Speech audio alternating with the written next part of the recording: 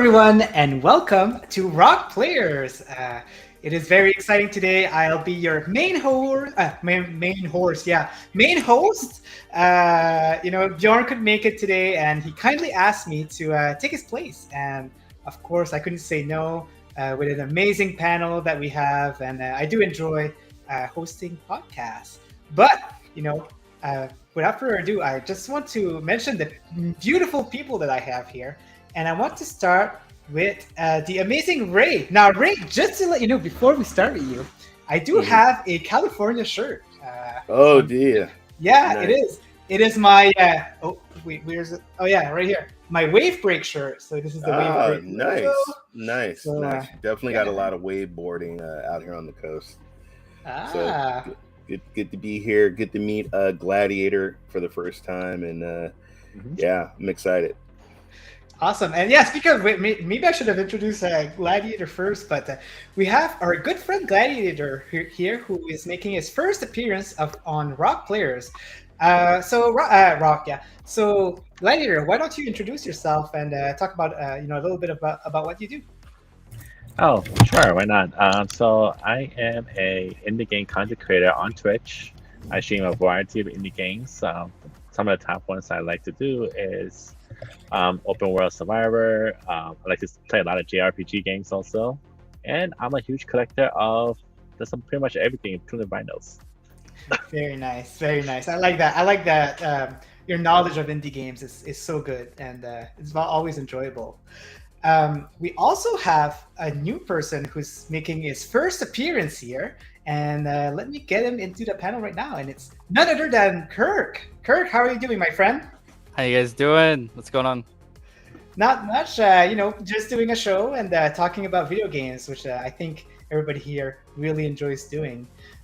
So, Kirk, tell us a little Sorry bit to about mess up you guys. You had like a nice grid going, by the way, and now it's all messed up now. So It's fine. I know Rog though. I know his OCD would really hate that, and would try like to find like another guy. Or if Rokk was here, we'd have a perfect six. It'd look all nice, pristine, and everything. So yeah, Rokk, that's on you, man. Come on. Exactly. You see, Rog, just a little hint here. Maybe you should be joining.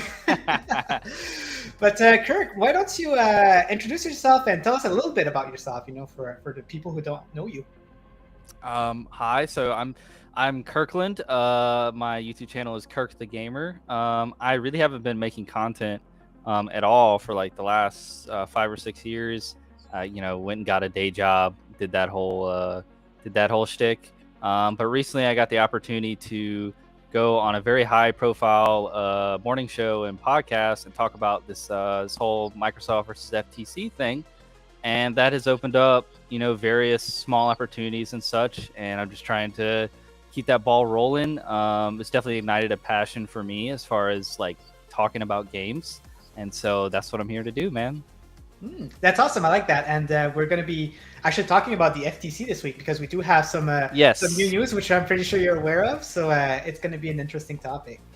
And I kept the best for last. I was the only Canadian, but I needed to join force with my other Canadian friend, Rudix. How are you doing, Rudix? Heck yeah, all the way from Toronto. Fantastic.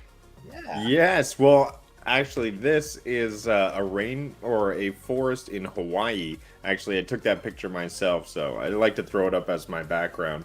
It's absolutely epic, green, luscious there. But I'm Rudigs, the other Canadian, yes, game streamer extraordinaire, as well as podcaster and otherwise generally just good-looking person. Just here to chat, chill, and hang out with all these fine people. Nice to meet you, Gladiator, and it's nice to meet you as well, Kirk.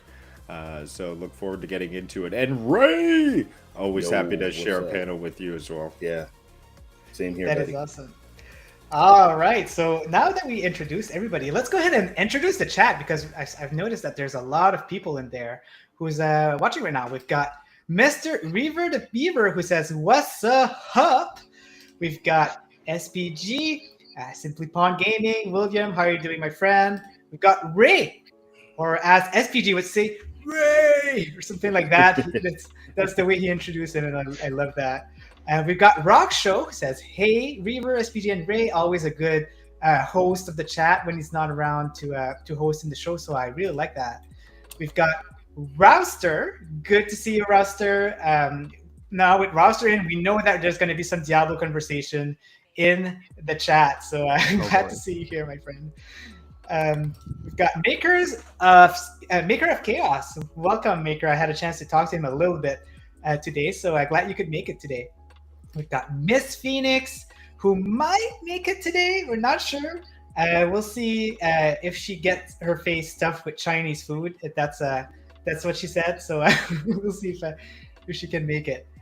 Let's see here.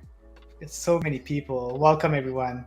All right, so yeah, that is the people that we have today. So yeah, we've got some amazing news as usual. But before, I just want to see what everyone has been playing lately. You know, it's always nice to see everybody has different tastes, and I just really like to hear you know, people explain what game they enjoy and stuff like that. And this time around, we'll start from down to up. So we'll start with actually Kirk. So Kirk, what have you been playing this week? I have been playing a lot of Hunt Showdown. That's a game that's made by Crytek. They started out as kind of a bit of an ugly duckling with that game. I think like when it launched, it had around like 5, maybe max of 10,000 players. And that game is having a nice little burgeoning renaissance. They just hit their max peak player count of 45,000 players. They're having probably their biggest in-game event right now ever. There's a battle pass. There's not usually a battle pass for this game. So it's like an event where the map changes. In this instance, it's like pouring down raining all the time. And this is a game where you very much have to rely on like audio cues to tell where your opponents are. It's a PvP extraction game. So you can't hear like footsteps or anything because it's pouring down raining. You're also trying to take out like mini bosses and AI bosses at the same time, like for objectives. So it's kind of chaos in the best way. And then you're using like weapons from like in the Americas in the 1800s. So you're like literally like shooting at somebody from across a field, and then you've got to like reload your bolt action Springfield rifle, like get behind a haystack and reload it, and then to peek back out, you get one shot, missed again. There's not really anything else like it, and I think for that like uniqueness and its own kind of idiosyncrasies, it's like catching on with a lot of people. People are starting to pay attention to it, and I'm happy for them. That's the thing, right? The game is getting so much more popularity because the first year it came out, they didn't have that many people interested in it, and then start building up and building up. They've added new DLCs also, from what I've seen. People are really into that also. So they have way too many DLCs for that game. Yeah, there's like 85 skins, and none of them change anything about how you play at all. They're all cosmetic, but hey. They got to monetize that game somehow, and it's not like a gross microtransaction system. It's very hands off. It's kind of like, hey, if you want to give us money to look super cool and like wear all black with a sick cowboy hat, yeah, you can have that. But otherwise, yeah, just play our game and unlock stuff as you play. Yeah, it's a nice experience, and there's not really anything else like it. Yeah, exactly. So before I get to you, Rudix, Miss Phoenix has a question for you. Is Rudix Tarzan? Yes, I am Tarzan. I was about to rip my shirt off here. Yeah, I feel like I gotta button up my shirt because like we can only have one unbuttoned shirt, man. And like she's way more sexy than I am, so like I don't want to be competing in that arena, you know. So I just went ahead. Like I'm protected by Miss Phoenix's chat thing right now, so I just went ahead and buttoned it up. Like I'm good. I'm comfortable. Like I'm fine. You know, he can do that thing. Oh my gosh, I love that. Oh. But keep the shirt on. We don't want to have any strike today, especially that we're not on my channel. So I would get a lot in trouble. So let's take keep it our up shirt at the on. very end. Yeah, exactly. At the very end, do like a spin around. You know, yeah. No, a very sophisticated Tarzan. No, normal. Playing games, sitting around, do nothing. That's the kind of Tarzan that I want today. So, Rudix, what have you been playing this week? Ooh, what have I been playing? Well, I've been getting into, well, first I have my regulars. So Wednesday nights I'm playing Fortnite with the Rude Diglets. So that's when I get my whole family together and we all get into Fortnite in the cloud and we just like have the best time. And I'm the eldest of 6. So getting my siblings together is just so much fun, even though we don't live in the same house anymore. Absolutely love that. It's very special to me. But then when I'm gaming on myself, just playing, I'm getting into Diablo. I've got all my renown done. So I basically capped off what I think is this preseason now. My Necromancer has its perfect OG build. I'm hitting like 200k crit damages. I'm really built out a good character, and now I'm just waiting for the next season. Coming up on July 20th, actually. So that'll be fun to jump into. And then on top of that, I've dialed back from Diablo, so I'm getting into the Ratchet and Clank free on the PlayStation Plus. Well, if you're subscribed to that. And absolutely just blown away by the visuals. Threw it up to performance ray tracing and just like getting stunned away by the fuzziness on the Lombax ears. Like, it's just so hyper real, and the 60 FPS, like, I'm loving it. Cranked up the difficulty to the max, and so it really feels like a bullet hell sort of shooter to me. And yeah, I'm just loving changing up my gameplay. Different genres, different games. Maybe I'll get back to some Sekiro sometime soon. So always playing different stuff and enjoying it. Very nice. I wish that Bjorn was here because he would totally talk a lot about the excitement of Ratchet and Clank and all these PlayStation games, but on my end, on PlayStation 5, I've only been playing like Call of Duty, but it's been fun. So Rudix, I don't know if you saw, but on Amazon right now, Amazon Canada, there's a Nerf Fortnite handgun that you can buy for like $9 if you're interested. It's super cheap. Yeah, it's super cheap. I don't know if it's sold out yet or not, but check it out. It's, now that you mentioned it may be sold out. What am I searching here? Nerf Fortnite? Yeah, I would say that Nerf Fortnite. You should find it. It's a handgun. It's $9. You find it? Yeah. Okay. Add to cart. If you search Nerf Fortnite, you might get other results. Yeah. Now it's like, should I buy multiple? Well, I mean, you can buy drop one. ship that baby, yeah. Yeah, buy one to shoot your Alibaba. wife. Yeah. And, yeah. Yeah. Hannah's not gonna like that one. Buy one to shoot. Shoot your wife. Yeah. So, babe, I now have a warehouse full of Fortnite Nerf guns. That's a new development. I'm in business now, and yeah, it's gonna work out. I promise. About $50,000 in debt, but that's okay. Yeah, Miss Phoenix, I'm really good. Nerf time.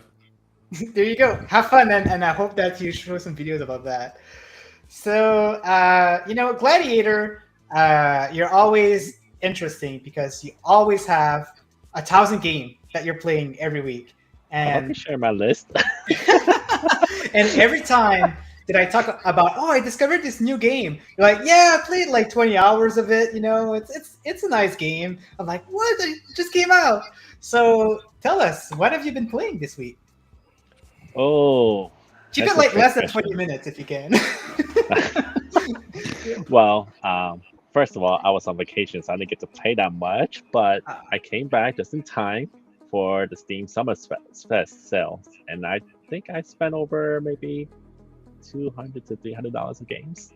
What? But yeah, there was so many games. Like on my wish list, like 50 games were all on sale. I'm like, oh damn, okay. So I just added them all, and I've been playing a lot of them, playing games that has been out. But I also wanted to play a game that came out while I was on vacation because I really was waiting for this game, and it was Story of Season. So good one. The chat's going nuts about your expenditure there. See, that's how they get you. You're like, oh, this one's only $4.99. Oh, this one's only $6.99. Yeah. Oh, this one's only $2.99. You look at your bank statement. You're like, what? They were only $5. What happened? Last time I think I showed Ninja my number of games I had in my Steam library. It was like sitting at 1,600. There's a time where he I think he got banned from adding games to his library or something like that. I think So that happened once where I activated so many Steam keys at once that Steam said, "You are I've had that suspicious. You're very suspicious. So you're on a timeout." Yeah, I've had that happen to me. That sucks. Yeah, it does sucks, but it's pretty funny. But yeah, I mean, I have games on Nintendo Switch, on Xbox. Like I have so many. But like I said, I came back playing Story Season because that game came out, and I'm all for when it comes to farming simulator games because that's like one of my top games that I like to enjoy and play. So I got to play Story Season, and I actually got to play it on my Steam Deck, and it was fun. I forgot that you had a Steam Deck. That's awesome. That's something that you I acquired. love my Yeah. Steam Deck. Nice. Very It nice. makes life so much easier Yeah. for some of these PC games. But yeah, I had that. I started playing Story Season for a good portion, and now because games just keeps coming out and out every single week, and now I started playing other games, which started a couple of days ago, and it was just Oh. released yesterday too. Hmm. The Italia Maria remake. Okay, I don't know that one.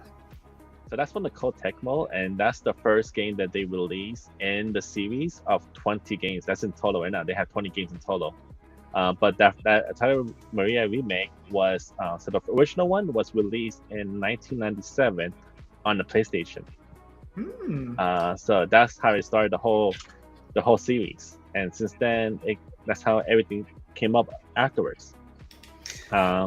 But it is a crafting, farming, similar open world JRPG game. So Of course.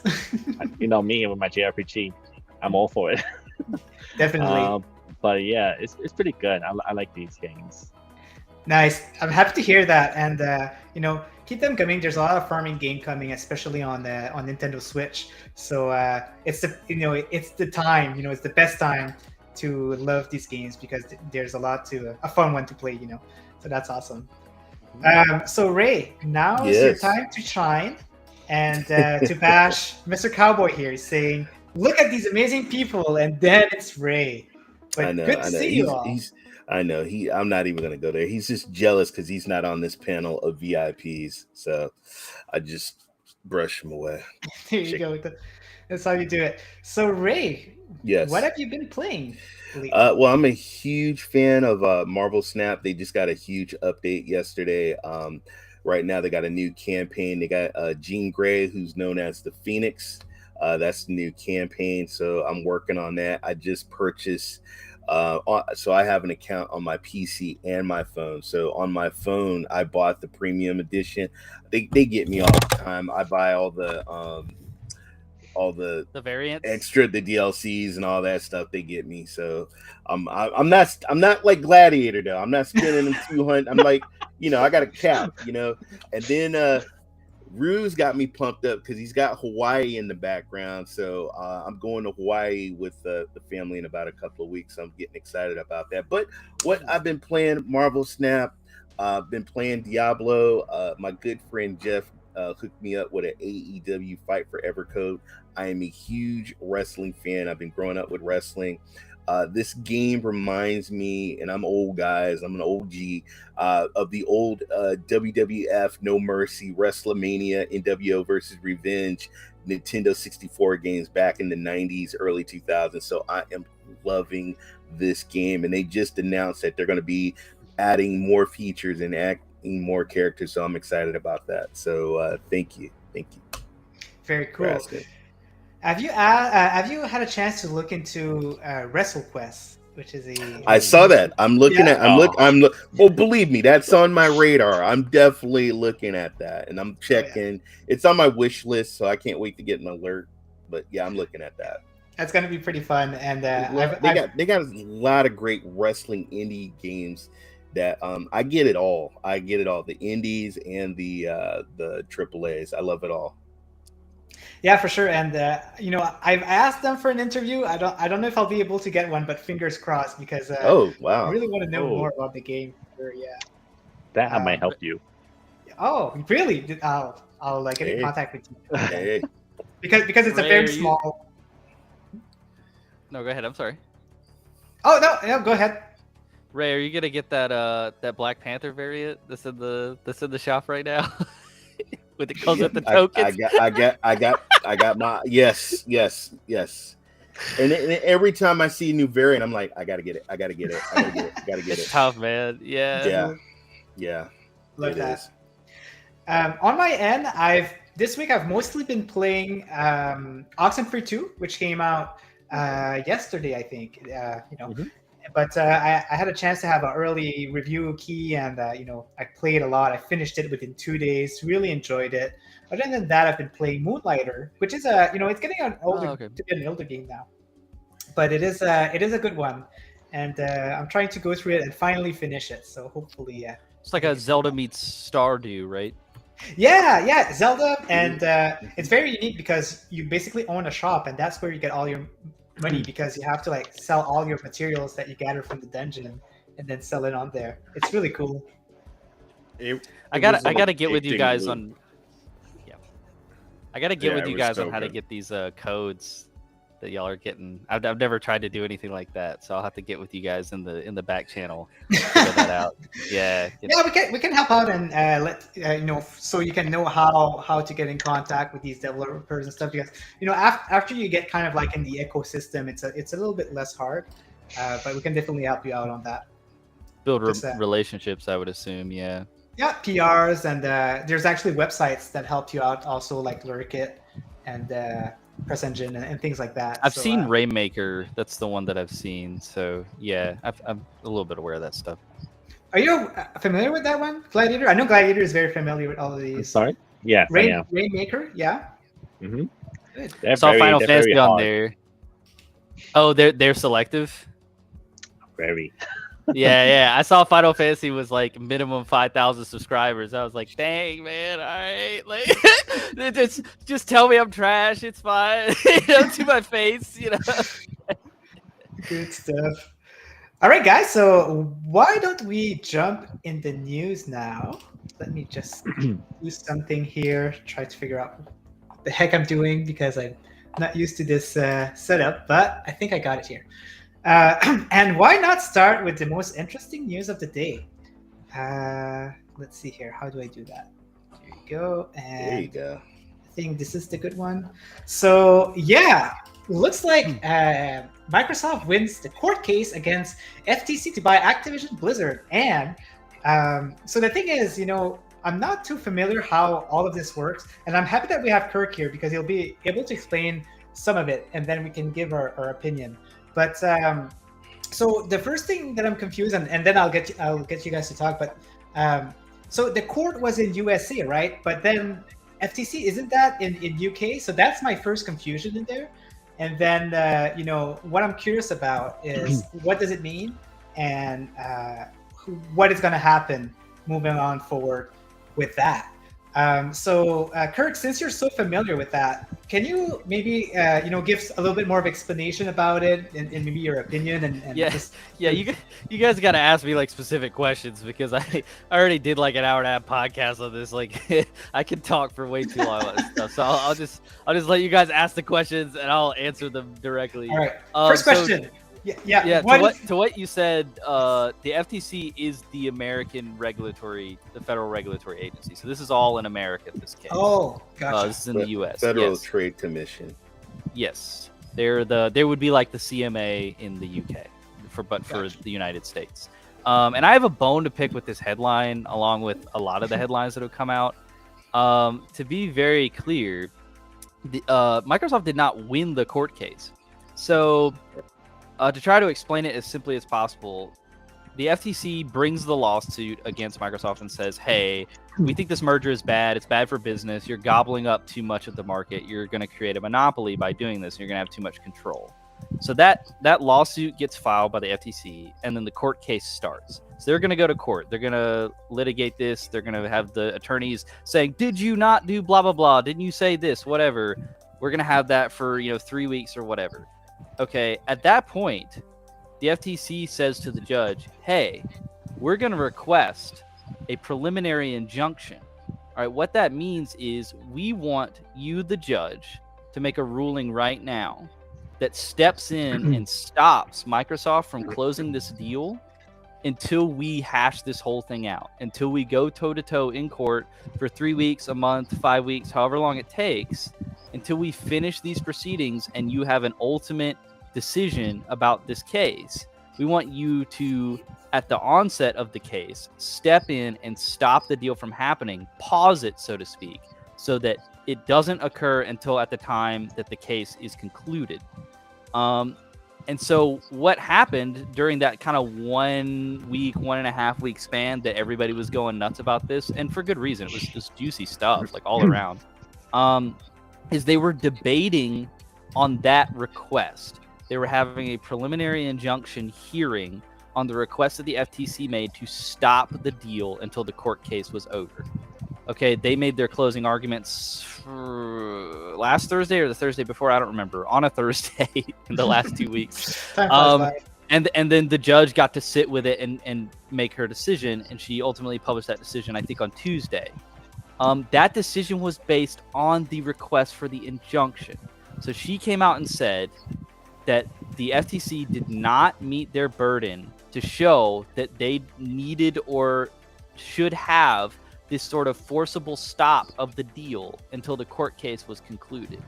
This has sort of been kind of mistranslated by people who maybe don't understand the legal process, or haven't been exposed to it that much, as, well, Microsoft won the court case. Microsoft hasn't won anything yet, to be very, very clear.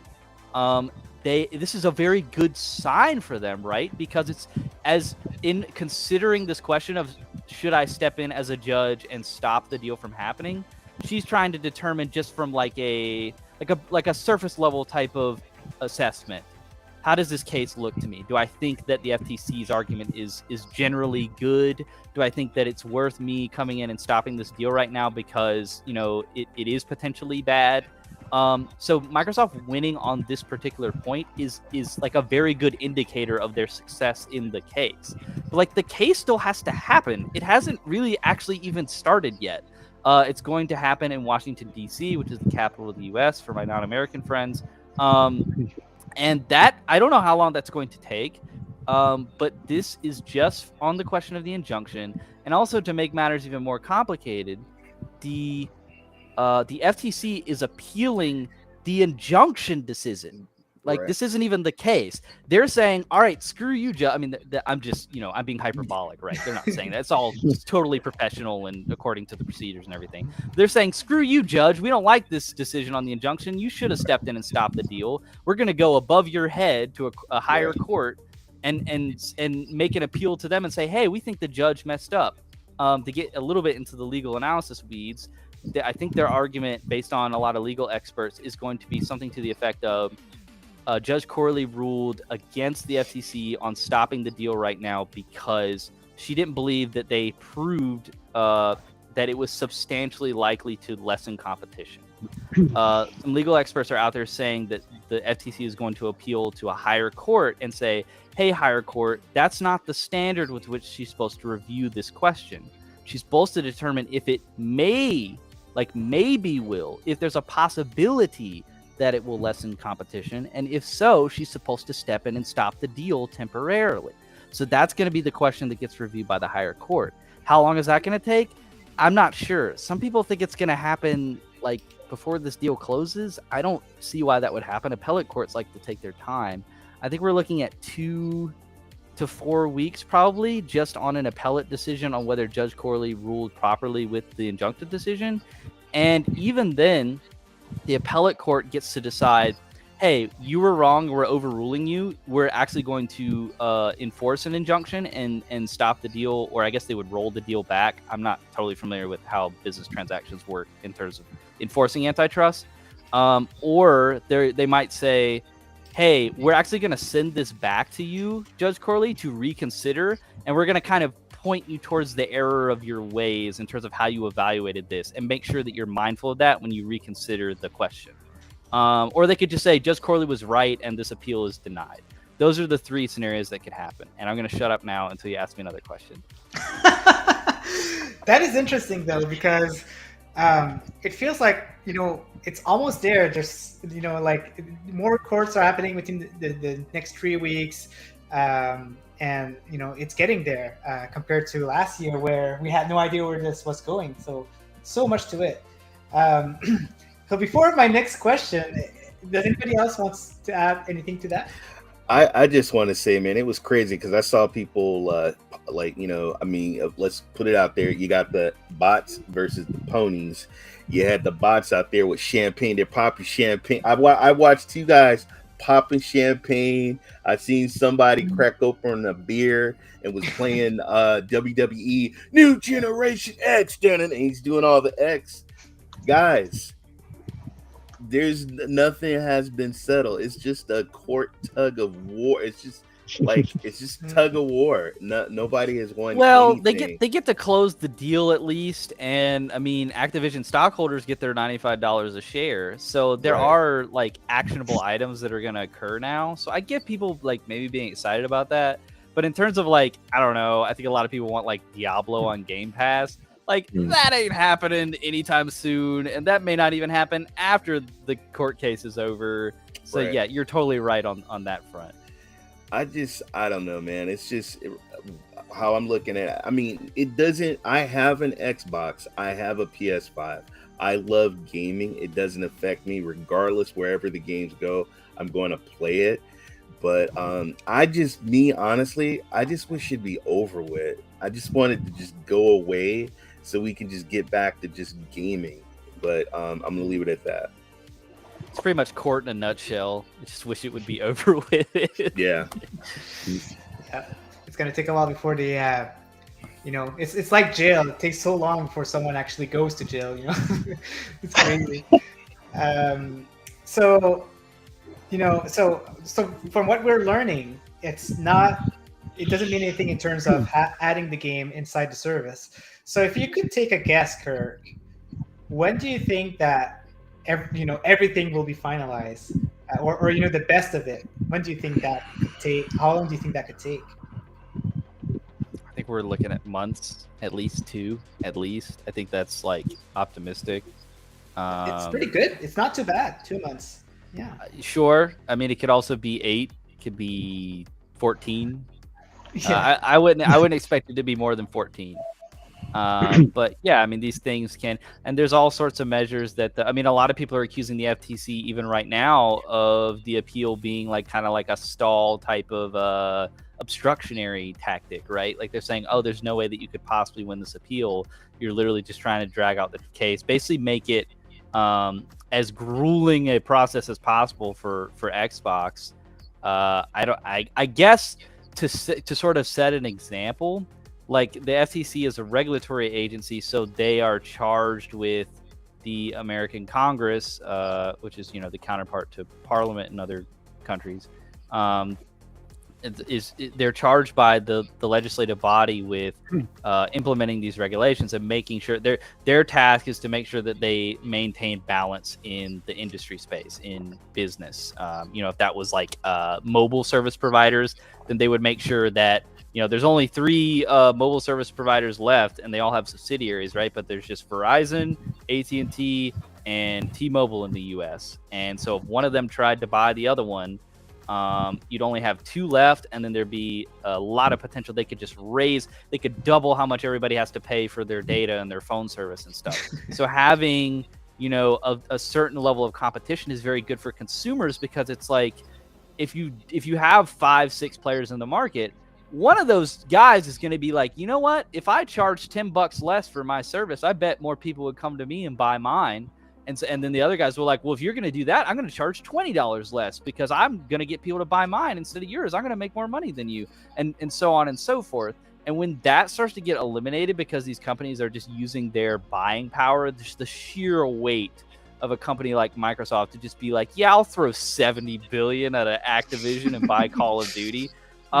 It is right for, and Judge Corley even acknowledged this in her opinion, as much as she sort of admonished them or chastised them for not going about things a certain way or not having a foolproof argument, presenting it well. She said, like, they are right to look at this with scrutiny. they're right to approach this as regulators and give it the once over and be very cautious about this. And this type of large acquisition deserves scrutiny, and it's a good thing that this is happening. It's unfortunate the process is so arduous for my friend Ray over here. I'm sorry. You might have to hang on a little while longer. But yeah, I think what they're trying to do, and they took a lot of flack for it from Congress in an oversight hearing today. But what they're trying to do is sort of set an example of like, hey, if you're a giant company and you have literally billions of dollars, like more than half of $100 billion to throw around to buy out your competition, you better expect to do some battle over that. Like, we are not just going to allow that to happen willy-nilly without a certain level of review, a lot of scrutiny, and even being obstructionary in some ways, because as a general premise, that's not going to be good for the market and for business and consumers. And so I think this will kind of be like good overall, even though it kind of sucks right now, like for the gaming community. I think it'll be good because, who's to say 5-6 years from now, this isn't helpful when, let's say Sony has gone out and bought Square Enix now, and Ubisoft is next on the chopping block or whatever, and like the only ones left are EA and From Software and somebody else that Gearbox, I guess, Take Two. Those are the only companies left that are independent. Everybody else is just bought up by a console maker.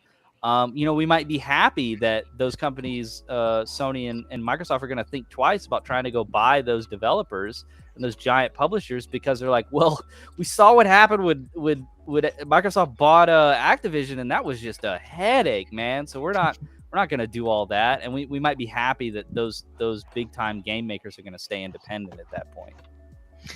Yeah, and it's very it's crazy how political this is, and it's very similar to like other crazy political cases that happen like that. For example, I don't know if you guys watched The Girl from Plainville, but I don't want to get too much into it because it's a touchy subject. But this was a very unique case, and because that happened and the rules were like cloudy about it. After that happened, then they started to regulate more type of rules to avoid these type of situations. So because this deal happening that's like $50 billion, it's like a first case scenario. They're going to be looking at it, and whenever it's done, they're probably going to be doing more rules about it. They'll be more familiar, and next time it happens, or if it ever happens again, they'll have like a better system for it. That's what I'm thinking. But Rudix, I like when this situation happens with my chicken wings, and the reason I'm saying that, chicken wings. When it's wing night and there's like two bars one beside another, and they just have to compete between each other, right? They have to like lower the price of the wings on one side, and when you go on the other bar, they're like, hey, you know what? My chicken wings are 5 cents cheaper. So, Well, here's a little bit of a different perspective on it. Activision Blizzard is going to get a massive payout. What's going to then in turn happen at Activision Blizzard is they sell their brand. Microsoft now owns the brand, but the talent just got a massive payout. And what are they going to do? They are going to leave, and they are going to either create their own company or just sit on a beach forever, because that's what these buyouts do. And then it ends up just like stalling all development, I feel, because they just keep pumping out the same thing over and over again. But hey, all the power to it. That's why people make companies, is to sell them out like this. So it's a big win. It's a big price tag. It's world record setting. Is it the same value that Disney got from Fox? Maybe. But let's see. We're along for the ride, right? Are you talking about like the studio executives and like the creative directors and stuff, or are you talking about like literally the employees that like work on the games? I'm talking about the founders of the company, the people who are going to get the payout, the sort of directors who guided the game. Like there's a large amount of staff who are looking to get money from this acquisition, and they are probably not going to stay there. They're going to up and leave. I mean, that's what happens with business acquisitions across different industries. I don't see why it wouldn't happen here. I People mean, buy the brands, and then the talent leaves, and they start something else. is the majority opinion in this case, specifically and pretty much only specifically with Activision Blizzard, would the majority opinion not be that that's like a good thing? I mean, if you look at what these properties are, I mean, we've got and who these executives are. I mean, we've got one Bobby Kotick. I don't know that he's particularly well liked, and for good reason. We've got Overwatch. I don't think anybody's in the Overwatch community is really happy about the direction of that game. I mean, sure, are these guys going to get the golden parachute, and are we happy about that? That they're basically, I don't know if failing upwards is the right terminology, but they're just going to luck out and, like you said, go get to live on some island somewhere for the rest of their life if they want to. But like, they've already made that much money anyway, so like, I don't really know. I mean, like, a changing of the guard, I think, in this particular company, in this particular ecosystem, like, I would think the majority of people would be actually pretty excited about that. But I'll leave that to you guys in terms of what you think. Yeah. So, Xbox, when they buy these companies, like, I bet that they only think about games, right? Like, I'm buying these to get these games, on my system, and I can control them and do whatever I want with them. I know there's a lot more to it, right? Because they need to share it to everybody and all of that. But, it all ends up being about them wanting the game. So whatever happens to the developers and, whatever this decision that they make, I don't know, like, what's going to happen, what's going to be the outcome out of that. Hey, I mean, Microsoft bought Halo and Bungie left. They bought Halo from Bungie, right? And we got Destiny, something that's 10 times, like it's better. It's like, it's all around, it's high performing, it's got that great audience retention. So just more of that. Let's see more of that. I think this sparks innovation. This puts money into people's pockets who built something awesome of a brand like Activision Blizzard. This is the goal of companies, is to get big enough to get bought out. So congrats to them. I'm sure they're very happy. But also, I mean, not to be totally contrarian, but that totally could happen. You could see all those people leave, but Bethesda does exhibit like a model or a proof of concept of that not happening, and the studios and the executives blossoming under sort of the Xbox ecosystem umbrella. I mean, if you look at somebody like Pete Hines, like Todd Howard, I mean, they've stayed on. They've put a lot of passion and direction into their work still. I think that they enjoy being partnered with Xbox. So I'm not saying that Activision is by any means similar culturally to an Activision Blizzard, or that they'll follow that same path.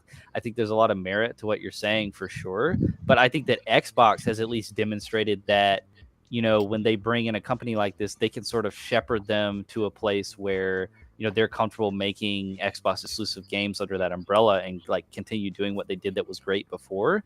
I guess it's just like with Activision Blizzard. I mean, I mean, Diablo is killing it right now, right? But like, other than that, I mean, obviously Call of Duty is a giant juggernaut in terms of like commercial success.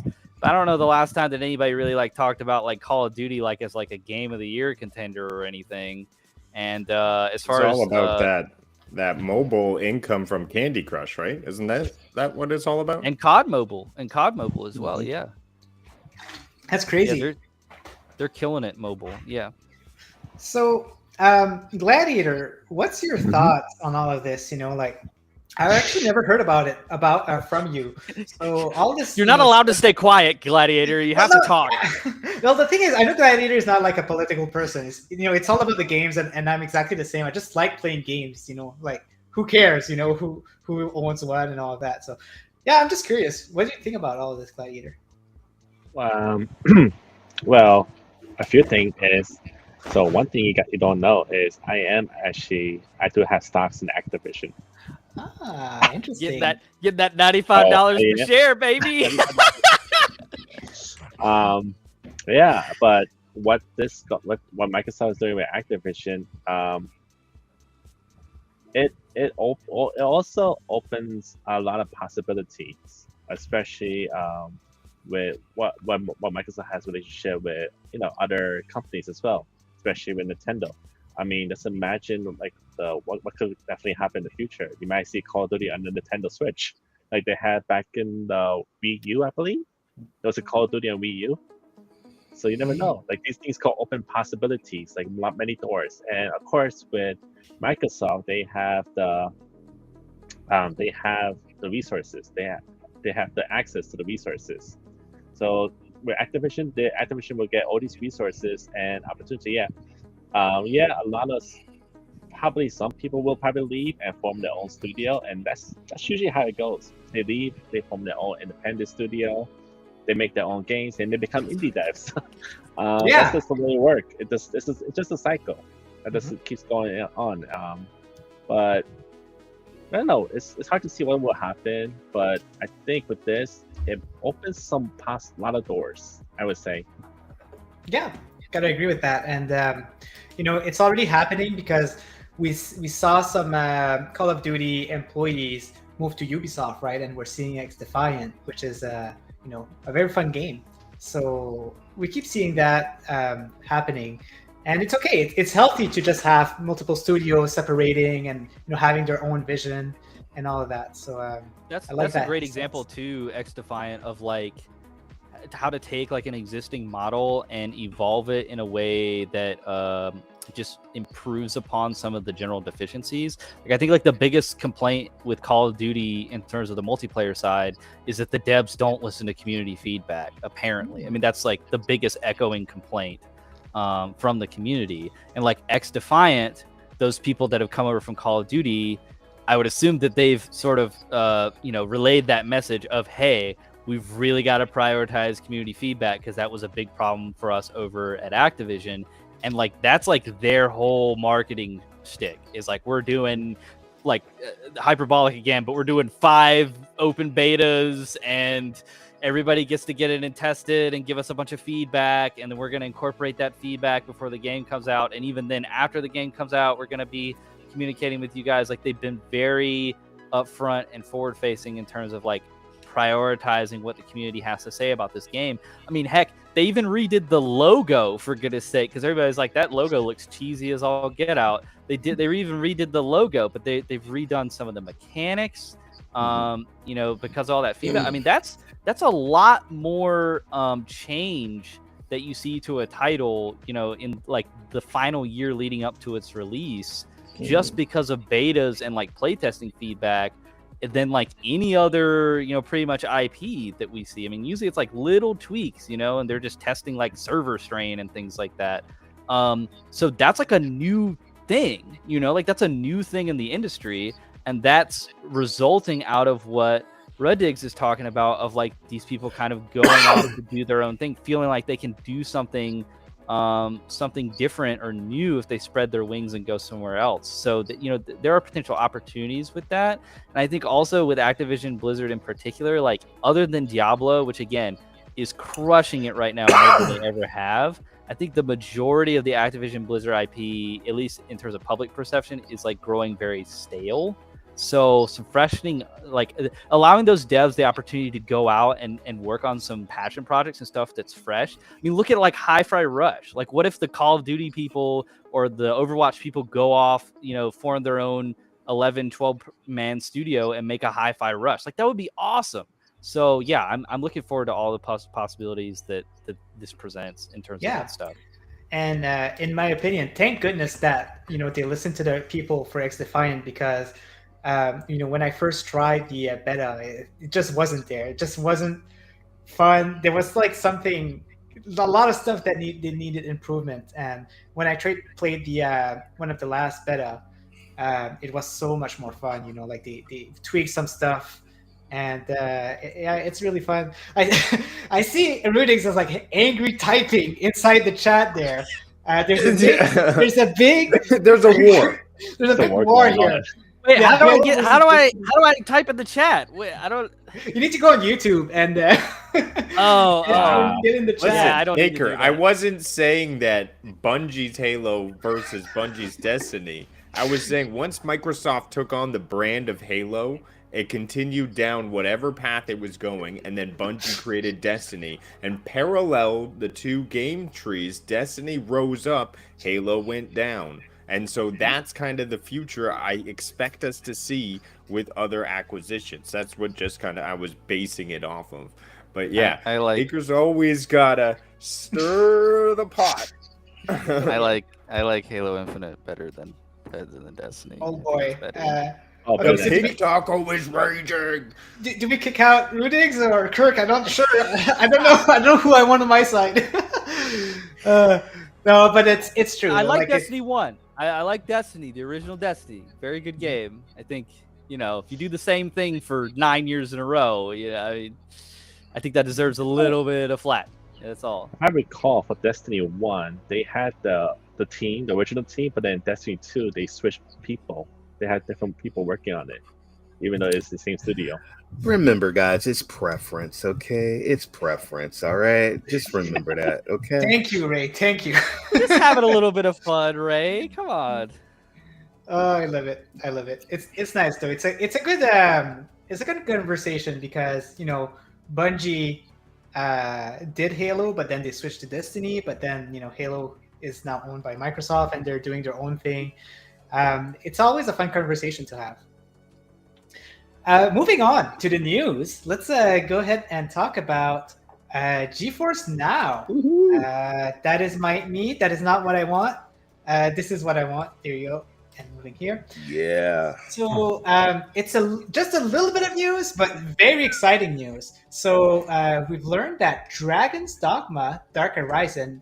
Ray, correct me if I'm wrong, but it's now available on GFN right now, right? Yeah, that's what they said. Yeah. It's very nice. And then the RPG and THQ Nordics Jagged Alliance 3 is newly supported for GeForce Now. Some very nice, fantasy style type of game. Dragon's Dogma comes from Capcom, the creators of Monster Hunter. You can see a little bit of the mechanics from Monster Hunter in this game, but it's definitely its own thing. It's a lot more fantasy style, similar to games such as Elder Scrolls Oblivion and all of that. So very cool. Can you guys pitch me on this being like a big get for GeForce Now? Because this is like a game that came out 11 years ago. So I'm just I don't what's the big like elevator pitch on like how this is like a big get for them, because it's a good game. Like no doubt about it. Dragon's Dogma is a classic, but like in terms of like the relevancy right now, I guess because 2 just got announced. But anyway, if somebody wants to pitch that and hype that up, I'm open to it for sure. Sure, I can. Let me do a little bit of pitching for you. First of all, when you played that game, I can guarantee you didn't play it on an RTX 4080 in the cloud. You probably played it on a basic 720 or 1080p television. I played it on a Switch. Okay, there you go. So with the whole new the teraflops and all the different types of stuff that you can do in the cloud and play some of these old games and experience like you never played before. I do have GeForce Now. I am a GeForce Now ambassador. There's old games that I've played and went back and played again and got a whole different experience as far as graphic wise, as far as sound wise, and just like the computer that I have now based on the computer that I had back in the day is like night and day. And then to do that in the cloud is actually pretty cool. So, and then what's wrong going back and playing an older game? There's a lot of kids that haven't played that game that are now older. My son, he's turning 15 the end of the month, and I try and put him on game. I'm like, hey, I played this game, when you was a baby. You should try this out, and he's experiencing it. Red Dead Redemption 2 is an older game, but guess what? People still go back and they play that game for the stories and for the lore and everything. So that's all I'm saying. I hear what you're saying. It's an old game, and yes, they did announce 2, but a lot of people have not experienced that, especially in the cloud with this type of rig. No, Ray, I think you've actually sufficiently convinced me. Thank you, sir. I'm pretty much an exclusively console gamer, so I'm kind of the ugly duckling of the group right now. Right. But right. for for my like exclusively console gamers out there, I guess like translation wise, like this would be almost like if they announced, you know, like a Ultra HD 4K, you know, 120 FPS remaster of a game on like that's 10 years old on Series X or PS5. So like when you put it in that perspective, like yeah, that does sound very appealing. Like this is going to be the best experience that you can possibly have with this game, which is really great for like crank the settings up to ultra. You couldn't do that back in the day on an old console. Just go in and that's what the thing with GeForce now, it lets you got the frames per second, you've got the graphics, you got the ultra graphics. I mean, it does look awesome when you crank that up. I'm telling you. It's amazing how they can make like a PlayStation 3 game look like a modern game, right? It's just amazing that they can boost a game like that. And I mean, God, look, and here's another thing I'm gonna throw at you. Have you looked at some of the games that have been coming out lately?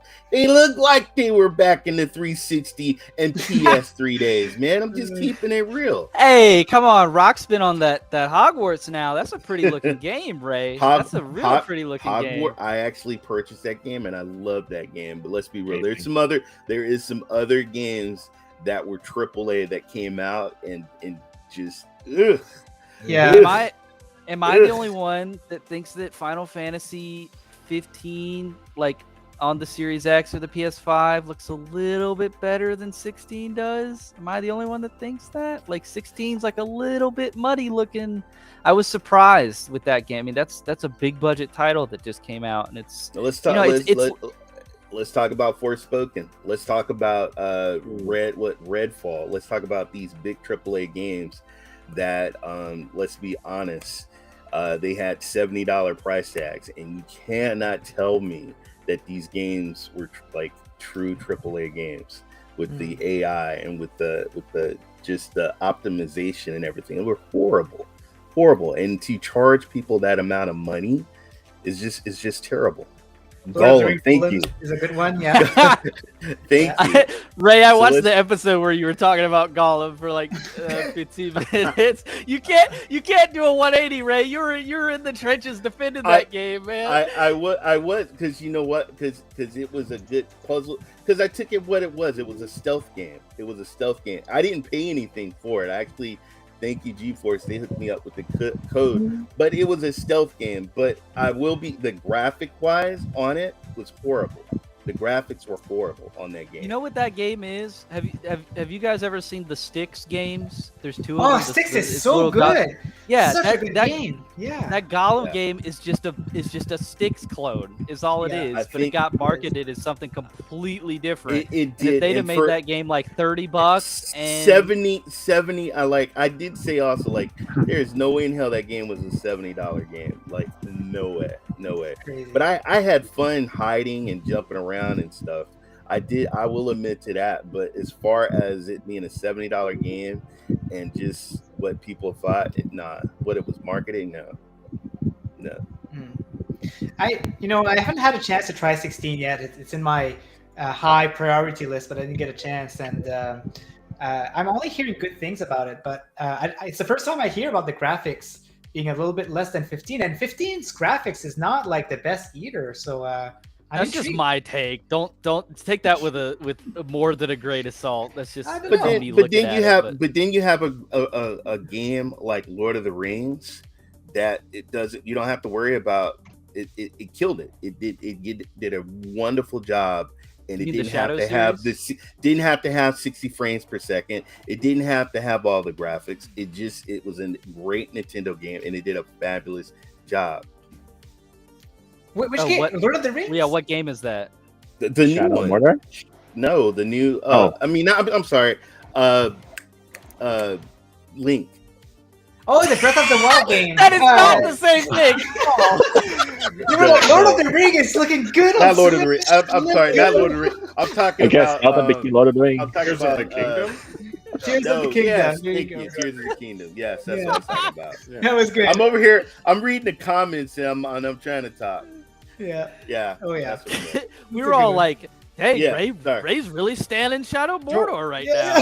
yeah. Like, yeah. Oh, I mean, I've Shadow seen Mordor a lot was of pretty people good. play Yeah, they're Yeah. good. They're good Final games. Fantasy 16, and to me, it's not a game that's trying to look hyper realist like a Sure. Last of Us Part 1 remake on PS5. It has an anime style, and that's why it Okay. looks like that. Like that's my perspective on it. But yeah, I think See, it's I supposed don't- to look that way. You think? I think they're going for like the rugged, like Game of Thrones thing. I think they're departing from the traditional like Final Fantasy 10, 12, 13, even 15. Definitely the MMO sort of anime Kingdom Heartsy type of style. I think they were going for something more Witcher like. And so like with this being a PS, basically here's the thing. Put that game on PS4 then. If it's going to look like that, put it on PS4. Let my friends that don't have the money to go out and buy a $500 PS5 play that game. I don't think that it's fair for that game to look like that and not even run really great at 60. What game Final is that? Fantasy 16. Like I don't think it's okay for that game to look as muddy as it does texture-wise and only run at like 45 frames per second in the performance mode. Just put it on PS4. It's locked at 30. You know, it's 1080p max or whatever. You know, if that's what kind of game it is, that's fine. But if you're gonna market this as like this is a PS5 exclusive, this is the next generation of Final Fantasy, and it comes out looking like the CD Projekt Red's The Witcher that came out 2016. I don't even know. I mean, that's fine. That game is gorgeous. The Witcher is gorgeous. Final Fantasy 16 is pretty. Like it doesn't look bad. I'm just saying I think there's a difference. It's the same thing with Gollum, right? Like Gollum came out and said this is gonna be the first next gen game, or like whatever, and then that game looks terrible. So it's like it's important to make what your target is and what you market your target as and what you hold your game out as being and what the product you deliver. It's important to have some equivalency there. With Hogwarts, they just said, yo, we making Hogwarts Castle and it's gonna look like Hogwarts Castle. And guess what? I'm walking around, it looks like Hogwarts Castle. Yeah, I'm flying over the Quidditch pitch, it looks like Hogwarts. Like it's dope. Like so just tell me what type of product it is and then let that be what you're actually giving me. And it's like I don't think that Final Fantasy 16 quite delivered on the sort of image that they gave it, even implicitly, of like this is the PS5 next gen Final Fantasy, and then I see people playing it and I'm like this just looks like that's Witcher, man. I think that's marketing at a point. I mean, I think people have too high expectations for Square Enix, the same people who gave us Marvel Avengers, the same people who gave us Forspoken. This is Yeah. Those I are mean, totally like, I different think just studios.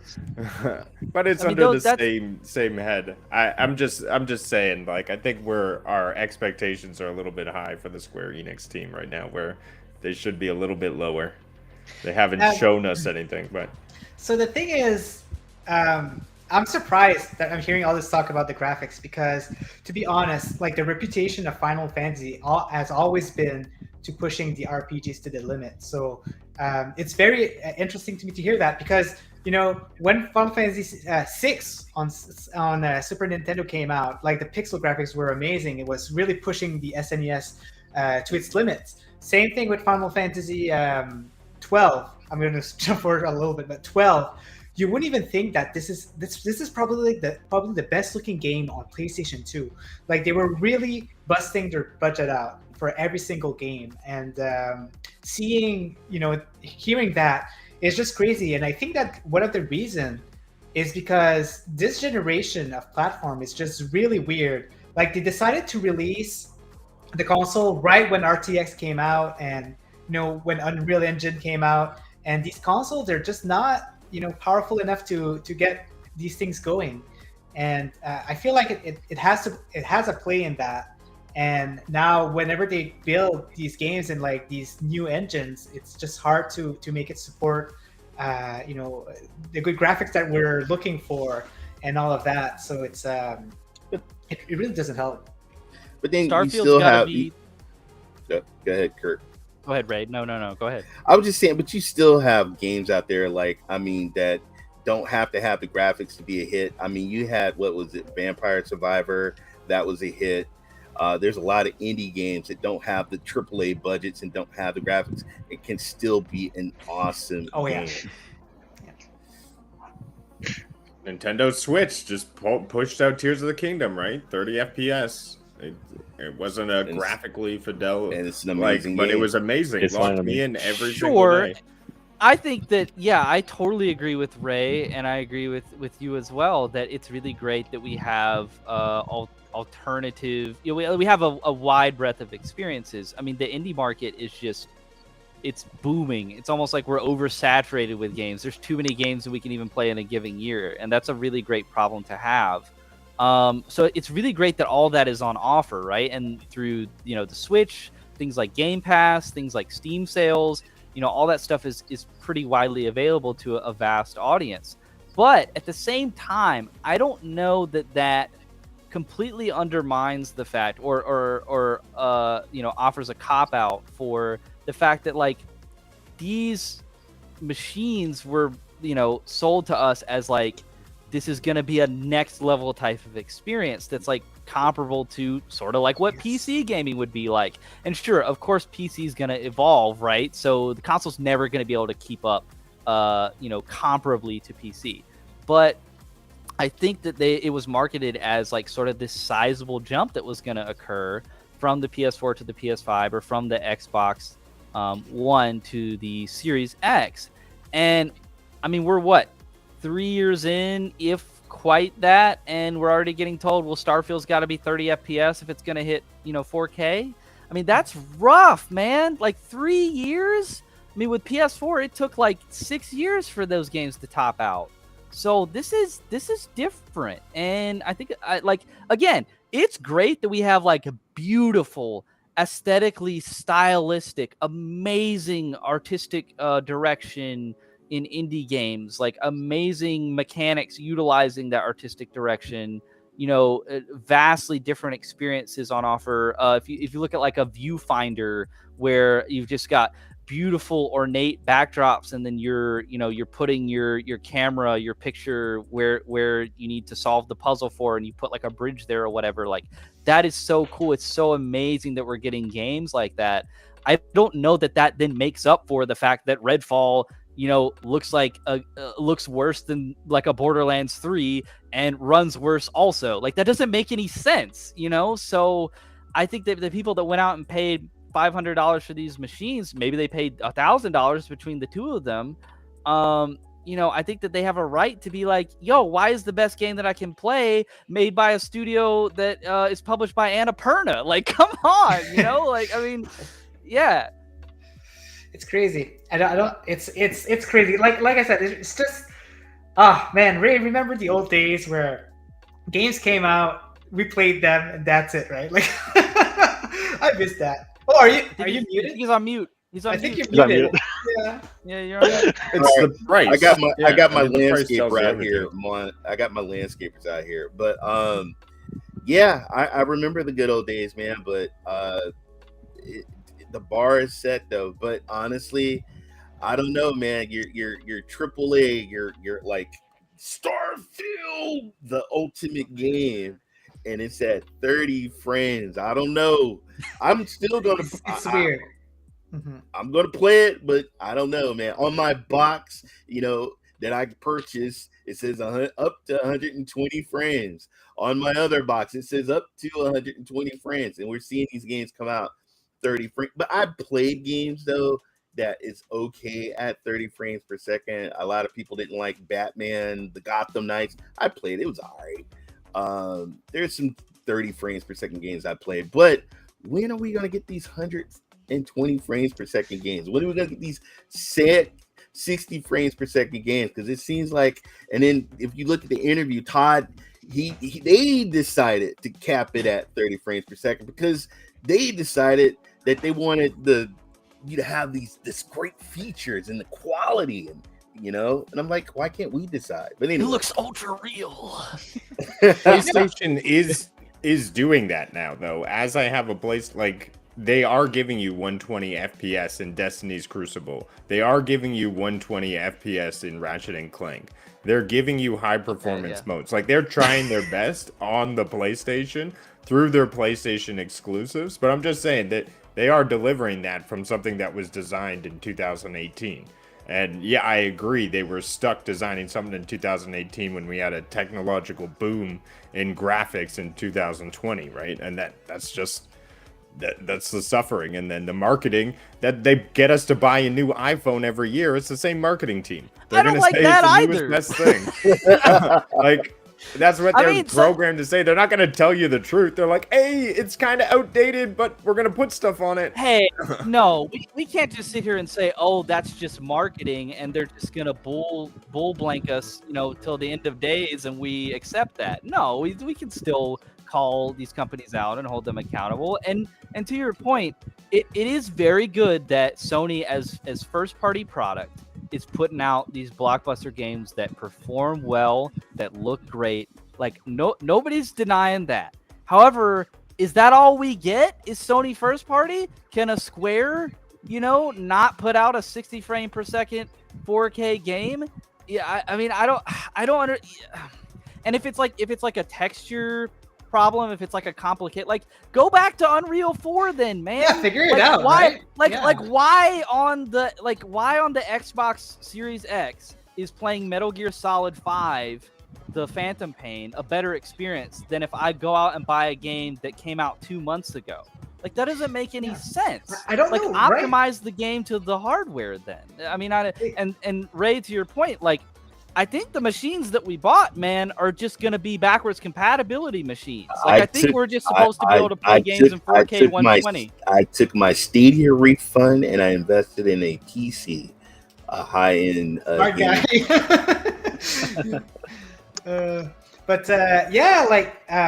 The thing is, I don't know why, but on the eyes of all of these guys, all of these marketing guys, they're saying, they're always thinking, oh, we need beautiful graphics. Beautiful graphics, just push that. Who cares about their frames per second? Everybody wants beautiful graphics. I don't know if that's the case. I don't know if that's what makes money or, that's what people are popular. But everybody that I talk about, everybody who's in my group of friends, that's not what they want. So I'm curious, why is that popular? Well, to be fair, you guys are ingrained in the PC community more, right? I think the normie kind of console gamers, pretty picture on the television. Okay, well, I don't want to speak out of turn then. My apologies. Yeah. But yeah, no, I don't know. I mean, it's a question of what actually is good graphics, right? I can play the Ezio trilogy, Assassin's Creed, that's in 4K 60. That's in 4K. What is 4K then? I mean, those are old textures, they're up-res.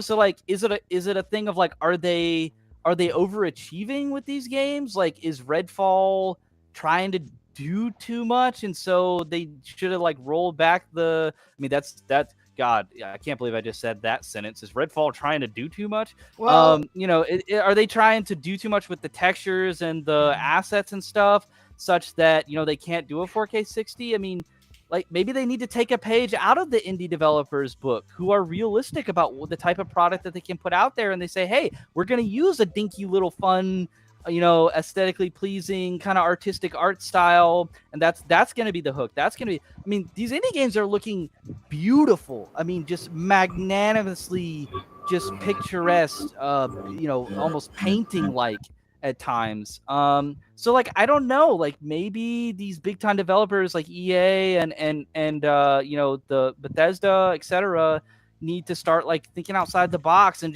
not just trying to make hyper realistic graphics. If the hardware is not going to support that, then I, for one, don't want hyper-realistic graphics when I have to play a game that is maxed out at 30 frames. Give me, again, Metal Gear Solid, Witcher 3, all these games, 2016, 2017, 2018, backwards compatible, that have these FPS boost patches and these ultra native 4K patches on PS5 and Series X. That's a really great way to play these games, and they're putting the new games that are coming out to shame, and that's crazy to me. It's weird. Before this show, I was 6 hours on my PlayStation 5, and then at night I'll probably be on my PC. I'm a multi gamer, so it's weird. I play everything and but there is, I mean, I'll be lying. I mean, there is some games I was like, man, I wish this, because I get sick sometimes, man. There's games sometimes if I'm playing on my computer and I got the screen and it's 30 frames, I get sick sometimes. I get headaches, and so I have to go like take a break or something. But I'm not that picky. If it's a game, the gameplay is great, the graphics great, and I can play it, I'll play it. It's kind of like almost like an accessibility feature now, because I hear a lot of people getting nauseated out of 30 frames per second. So it's almost like you need that option for people to to get that accessibility. There's a question here in the chat for you, Gladiator. Specifically, it's not specifically you, but I'm going to ask it to you. So Wow. David is asking, question to all, aka Gladiator. If you had to choose, would you pick 1080 with locked 240 frames per second for every game, or 4K with locked 30? That's a hard one. And tell us why.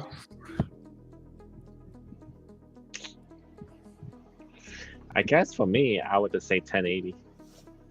1080 with a locked 240.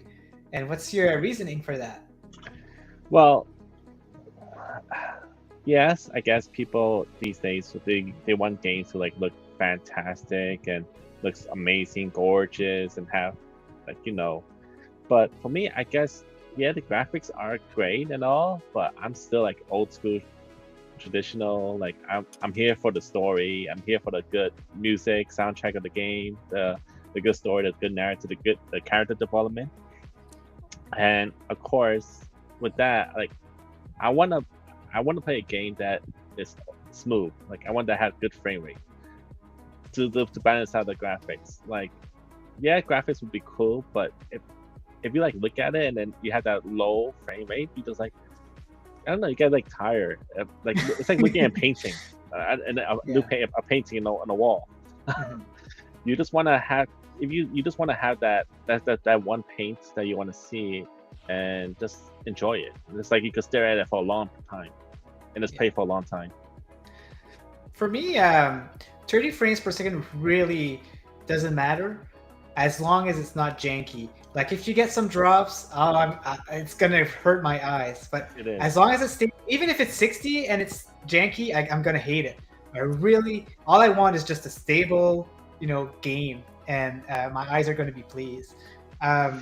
So for this question, does anybody else has anything to add to it? Any opinion? I'm probably with Gladiator with the 1080. Yeah. Go ahead, Kurt. I'm gonna cheat.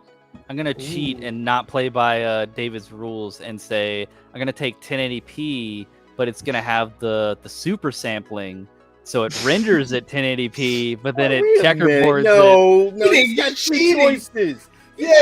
Choices. Two choices. They can totally do that with the hardware, and that goes to the point I was making earlier. Like maybe you need to implement some design techniques that take account of the fact that, like, hey, if we're pushing native 4K, our game's gonna chug like a mother. We don't want our players to be dipping down into the 42 frames range. And so like I think the developers just need to be, it's the cyberpunk problem. Like I think developers need to be more aware of if they're optimizing a game to run on a currently viable like high-end PC, just be aware of like what that product is going to function like when you put it on current gen consoles. And like I feel like I'm hoping, obviously to I keep going the wrong way.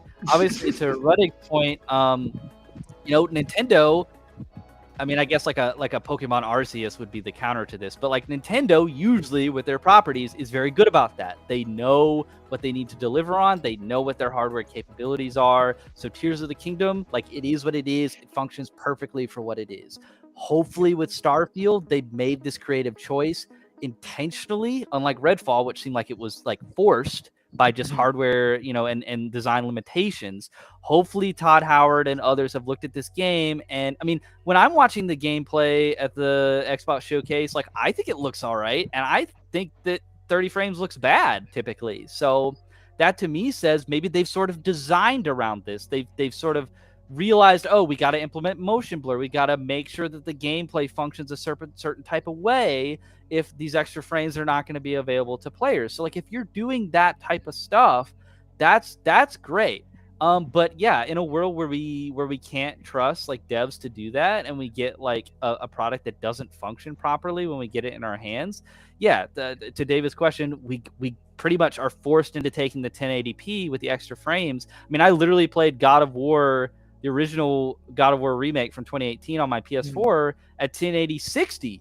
I didn't get 240 frames instead of 4K 30. Because the experience of that was so much more fluid. Like I flipped back and forth between them at the start of the game to see which one I wanted to do. Because like, gosh, I got this PS4 Pro. Like I really want to play this game in 4K. And I did a combat sequence in 30 frames. And I was like, this feels awful compared to the 60 frames. So yeah, I think it's just a question of if it's not a Nintendo, if it's not a dev that's like, we made it 30 frames on purpose.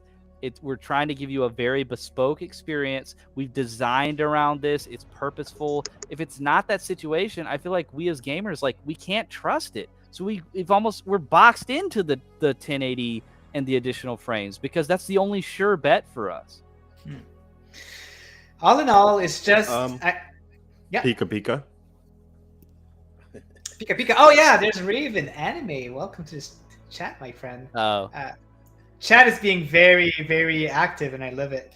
But I think I would like to say one thing though on this topic. It's just nobody is surprised. I mean, the price point very specifically tells you that you are going to get a more powerful machine when you spend the money to build a PC.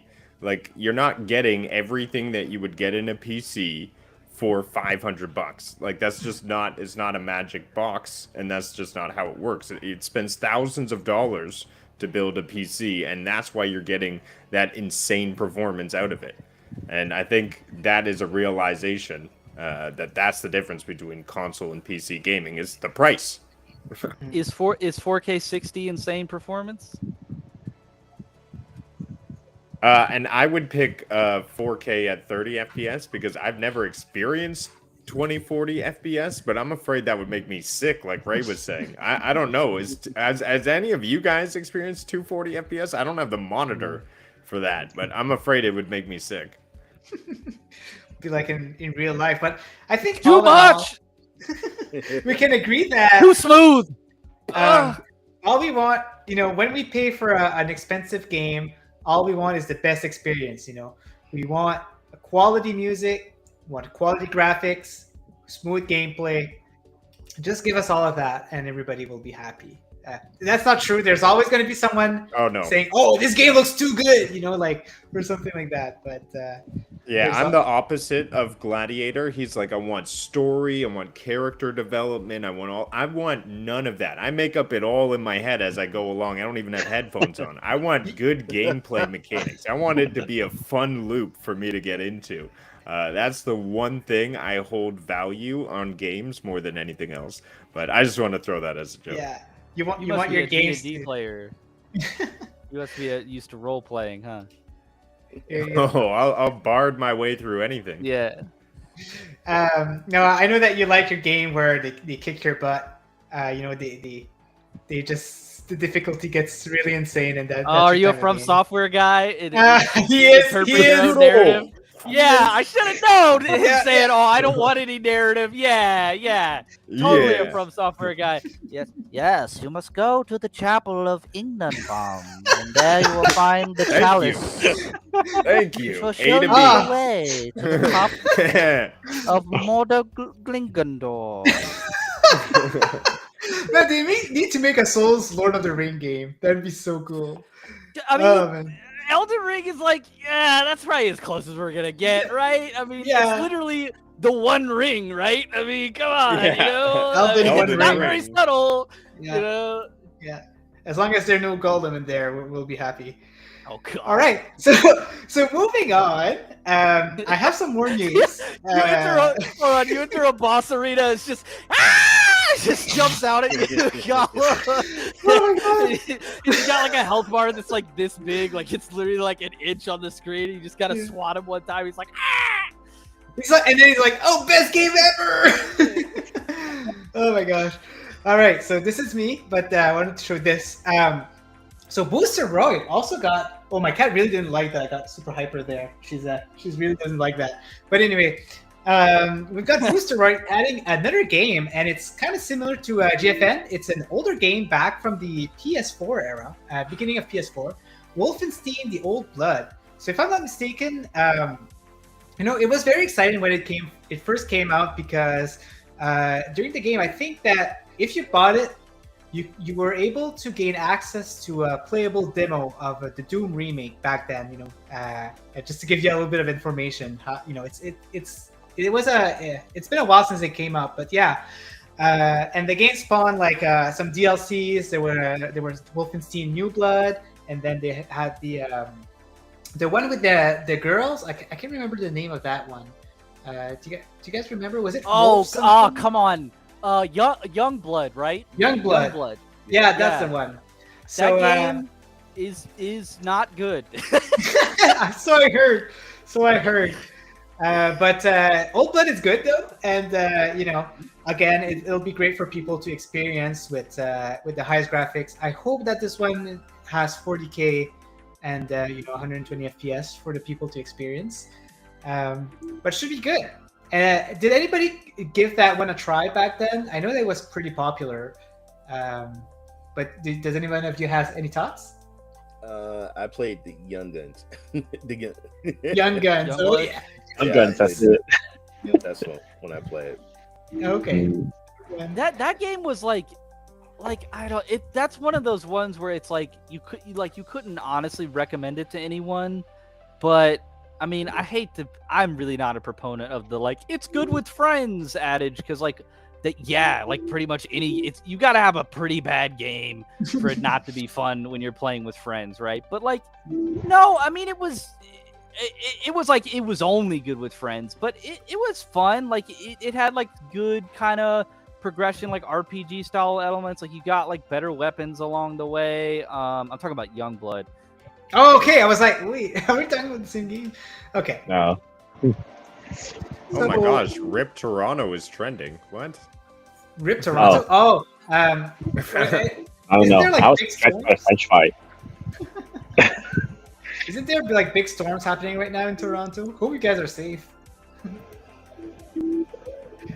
So yeah, The Old Blood is a story-oriented type of game. So Rudigs will definitely hate it. But no, it's actually really hard. So on the hardest difficulty. But so I encourage you guys to check it out. The story is amazing, and it's a good game. And then we actually have some Stadia news, guys. I know there's a lot of Stadia. People comes from a Stadia background here, and we've got some cool stuff here. So we've learned that the developers of the Google Stadia controller is actually working on the Linux driver to enable force feedback rumble for the controller. So I'm not exactly sure what it means. When, or will it be something that's enabled inside Linux? Ray, do you know a little bit more about this? You know what? I think they of course. When they closed down, they made it able Bluetooth. They made it. Some people didn't even do the Bluetooth. Some people still have it plugged in to their PCs and are still using it. And I think that's how I used to play it back in the day. I used to have it plugged in, and I would play it remote on the TV, but I would play it hooked up to my PC. I would use that controller 100%, but for some reason it's not all games that's for the controller, and I wish it did because it would be my main controller because it's so comfortable. So for now, what's that? You liked the design? I broke 4 of them in my Stadia career. What? So, what did you do? Yeah. Did you throw it at the wall or something? I game hard. I don't know. I never throw my controller, no, but Sekiro broke my right bumper. That was one I remember. Then there was like stick drift, throttle drift. I returned a bunch of them. I ended up just going Xbox Elite by the end of my Stadia career because I was fed up with the quality. But that's I still hands. have my my Founder is the one that I never got the Bluetooth added on there. That's the one I got plugged in. Ooh, nice. Yeah, I got one of each color, and I never updated any of them. So yeah, I guess you know, Rudix was playing Destiny on Stadia, and then Maker of Chaos came into his chat and he said, "Oh, Halo is so much better." And then like he was like angry playing, right? He was angry playing with the controller, broke 4 controllers at the same time. No, that was on a rage. Stadia. I was one of 2 teams to complete a day 1 Destiny 2 raid. That in is all of cloud gaming. So, oh yeah, Right. that is crazy.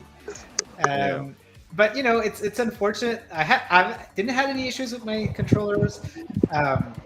I was finding that it was one of the most comfortable one up until I got a Xbox Series X controller. This controller is so comfortable to my hand. You know, different taste for everybody, but this Right. one is working really well for me. I also like the Pro controller. But yeah, these are really nice. So you know, if you're a Linux person, look forward to that.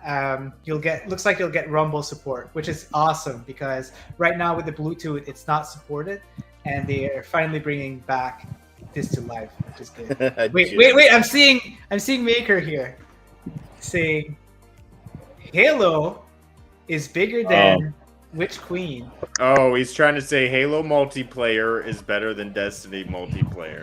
Here we go again. Where's Halo? I mean, who's playing Halo multiplayer right now? Nobody. I used to. That's about it. In the trials of Osiris, you are found guilty, Maker of Chaos. Oh, Oh, what does the I agree. man? I was gonna say like the name of the bad guys of Halo, but you know what? I haven't played one in so long. I don't remember the names. For Is me- it the Covenant? Exactly. For me, exactly. in The Destiny Covenant. Oh, there you go. multiplayer, it's always been Iron Banner. Oh, there you go. Iron Banana. Just love it. Oh my god. You know they changed it drastically in the new seasons. It was all like football style, and Yeah, then they they kept just keep changing like, it. game modes. That's the thing. They keep Yeah. updating it. Oh, I don't even know the state of Halo multiplayer. I challenge you. to Oh, Halo Mash. yes. Oh, Since you have wow. Game Now Pass that I have now. Game Pass, I won Game Pass for a year, by the way, this morning. So Woo! Congrats. Yeah. I'm on Congrats. I accept your challenge, Maker. I accept your challenge. It's gonna be fun to Duel see. it out on the ring of Halo or to wherever make they this are live. in that universe. Gotta have a wrestling speech with that.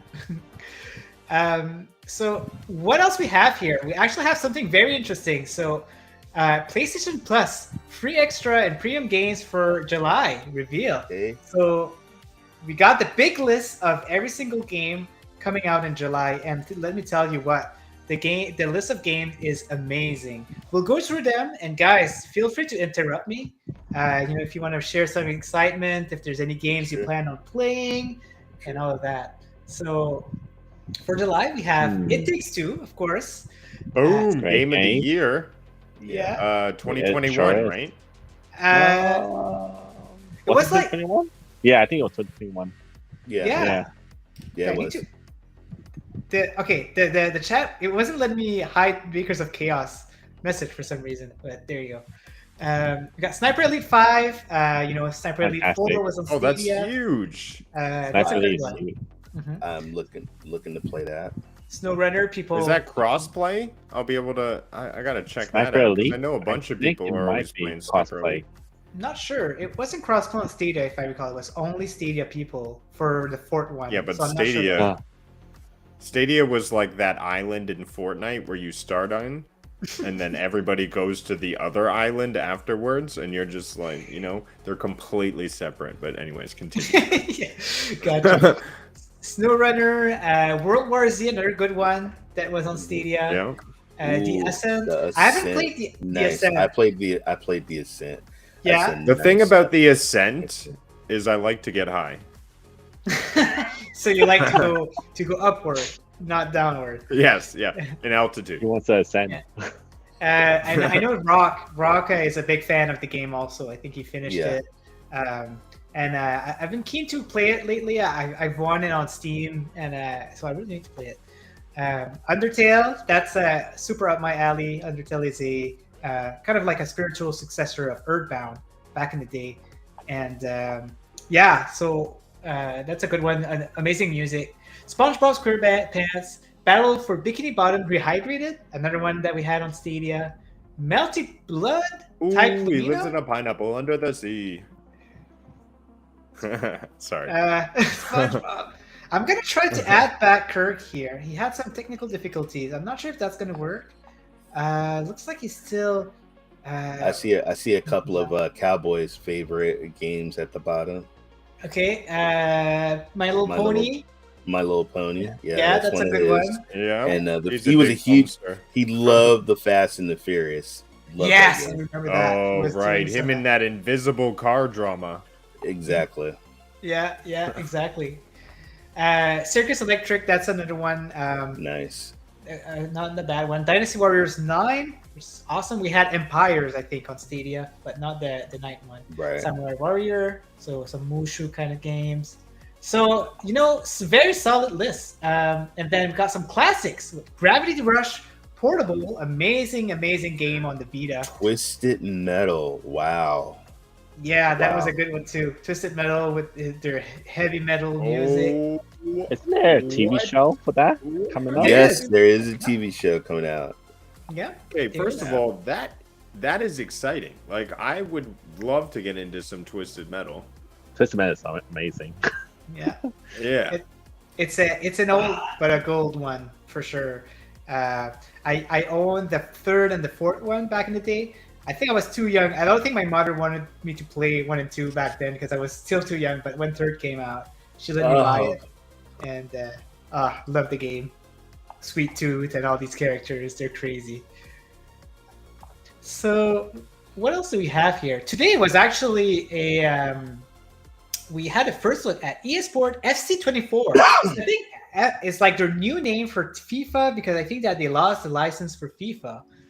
But they had some nice stuff to announce. They got the release. I think that it's coming in early access September 22nd, and then wider launch on September 29th. They're talking about technology called playstyles and other cool things here happening with the Ultimate Edition, and some cool features. So, was anybody excited about when 23 came out on Stadia? It was pretty popular back then. Yeah. Yeah. You enjoyed it? I was getting ready to buy it, and then a couple of hours, I got the Rock Show. Stadia's closing. Oh yeah. It all had like right there, but yeah, I've gotten FIFA at like just about. I think I've been a FIFA fan since 1996. Oh wow. I So, played that. I played 98 actually. Sorry. Go- 98. Yeah. Nice. Yeah. But yeah, I'm looking forward to it.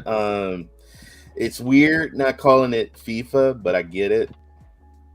Because FIFA, I guess they're gonna let other companies make soccer games now. So, but I'm excited. I can't wait to check it out. I love football. Football. Football. Football. American football. Come on. But yeah, that's nice. It's nice to see that. Man, like FIFA 98 was the reason why I liked it so much was because of the music. They had so many like really, really good popular music that that came out back then. And yeah, really nostalgic of that. But I haven't played the new ones, but I hope that they're pretty good. What I don't understand about these soccer and sports games is why are you selling a new game every year? Just let people pay for seasonal updates of the rosters and come out with a new game like every 5 years. I just don't understand why we need a FIFA every single year. I can explain it. Do it. Okay. They make billions of dollars. Yeah, I was gonna say It's all about the money. It's all about the money. the The money. But So it doesn't make Rain. sense. Let's make it rain. It's all about the money. keep doing the I money. was one. I used to buy FIFA packs, man, and I would never get any of the football stars that I wanted. And I'm like, damn. And I stopped buying the packs. Stopped buying the packs. Interesting. But yeah, no, it's coming out. Crazy enough, FIFA is one of the most popular game out there, and because I don't know, it just have like a lot of sports fans. A lot of people who like soccer, sport. FIFA is like the most popular sports out there, and let me just do a little bit of magic before I jump on the next news. Like I said, we got Kirk back into here. So Kirk had some technical difficulties. Hope everything is okay now with you, Kirk. I think I fixed it. Nice. So speaking of which, before I jump onto the other news, I noticed that you have some nice sports game in the back, right? What do you have in the back of your screen? Yeah, I had to pick some out. I've got my FIFA Street, which was the last one in that franchise out of 4 entries, and then I've got a FIFA 12 box that I actually ordered from the UK. So represent. Hey, there we go, Ray. Actually ordered from the UK, so my boy Rokk will be happy about that. But yeah, it's got Wayne Rooney and Jack Wilshere on the front, because like Legends. the American one had like Landon Donovan or something. My God! You know what? We got I was like, screwed. okay. I remember that. We got so It's the same guys every time. It's Clint Dempsey, Landon Donovan, and like I don't know, Berhalter or something. I mean, come on, man. Like I watch European football. Like I know who these people are. Put them on my game. Luckily, that's not a problem anymore. We don't get bespoke covers. Like we get like the normal cover, I think. So nah. Did they like the only soccer guys that I know is like Zidane, Ronaldinho, and these guys. Well, did they those ever make it those on are the bad cover? guys to know. Yeah. Okay. There Yeah. you go. Let me Okay. There. trying to Nice. the ring light. There we go. So I do follow English Premier. My team is Manchester City. I've been a City fan since '96. So that's my team. Not bandwagon. Not a bandwagon. I've been following since '96. And the reason why is because I'm from North Carolina, and North Carolina had the Tar Heels, which was blue. And so I saw this team and I was like, wow, this team is blue. You know what? I'm going to roll with this team. And then every year, and then I really got into it and became a fan of the team. So, yeah. I'm from the Carolinas too, Ray. I'm Yeah, I from knew Raleigh. that. I'm from Raleigh. Where you from? I am from South Carolina, but just on the border, just south of the southern city limits of Charlotte. Oh, okay. Nice. Beautiful. Charlotte's beautiful. Yeah, all my folks, Charlotte, Raleigh, Goldsboro, Greensboro, all over Virginia, Maryland, Florida. Are you a Canes fan? No, I'm not. I left North Carolina and came out here when I was 18. I am a San Jose Sharks fan. I'm California now, man. No! I am California. California. Now, when I go visit my brother, now they're all like, all the team, Charlotte and Raleigh, the Canes, but no. Well, you're right there. You're right there where you want to be if you want to catch a Sharks game, though. So exactly. Yep. When they come into town, yeah. Yep. Love it. Next up in the news, we have actually some stuff that Gladiator might be interested in. So let me get that screen again. He's gonna get you in the discussion, Glad. Always, you don't have a choice. Always. You don't have a choice. Yeah. This might be yours too. Yeah. Me and it's in me and Gladiator's alley. So yesterday there was LRG3. So it's like basically the E3 of limited run games. So for those who don't know, limited run games is a company where they publish physical copies of indie games. And I don't know if their purpose changed, but back then the purpose was to be able to bring unpopular games to physical instead of being digital. And they've been doing really good. So yesterday was very exciting. They did a lot of announcement of new games that were coming out physically, and even like games that we weren't aware of yet. So they made announcement of actual games that are coming out at the same time. So we're going to go through the list, and again, anybody who who wants to put in some words, we can talk about it for sure. Wasn't the name of the conference like Limited Run Saves E3 or something like that? Yeah, pretty probably. much. I saw that. That was funny. Yeah. Very nice. So they got Another Crusade, RZ, the Jewel of Faramore. I think RZ is a spiritual successor of the Zelda on CDI, Ray. That is crazy. What? Yeah, let me show you a trailer. Wow. RZ. Holy cow. Trailer. Yeah, Yeah. this is definitely Ninja Alley. Yeah. These are all retro games. Oh yeah. I'm saying with Ray. retro. Ray's a big retro guy. Oh, do really? retro too. Oh, nice. Oh, yeah. Look at that. Look at that. What? Oh my Yeah. god. That's awesome. Yeah, they really did a good job. But the cutscene is what I love. Like it's so crazy. That looks like what is the game that this is inspired by? Sorry. The CDI version of Zelda. Link's Advent. I don't remember the name of the game, but But there's a franchise that this looks like. You that's talking like, about Shantae? You talking about Shantae? Yes, yes, Shantae. it looks like About Shantae. Shantae. Yes. well, speaking of which, they also announced that there was going to be a Shantae Game Boy Advance game back then, and they never finished it. And they're actually going to be working on it and finishing the product, and they're going to be releasing it. So another exciting for the GBA. For the You're gonna GBA, have a cart for the GBA. Okay. most likely they do distribute GBA games out there, but they're probably also ported to the Switch and other platforms. I was just say that would be nice. Yeah. Yeah, absolutely. It would be cool if you could get like the Switch cart for like a normal like $60 or whatever, and then like you could get like a $100 thing where it gives you like the Switch cart and the GBA cart. Like that would be cool. Well, they kind of do that. Like they do have bundles and crazy limited edition that includes like crazy stuff. So it's quite possible that they would do that. And I mean, 60 is kind of expensive for them. I think they usually go around like $40 for their games. So they always make it reasonable for these indie games. They have Castlevania Advance Collection, so all the games on Game Boy Advance will be coming on Switch. Very exciting. Chicory, Clock Tower. I didn't get a chance to look it up, but Clock Tower is a very old game.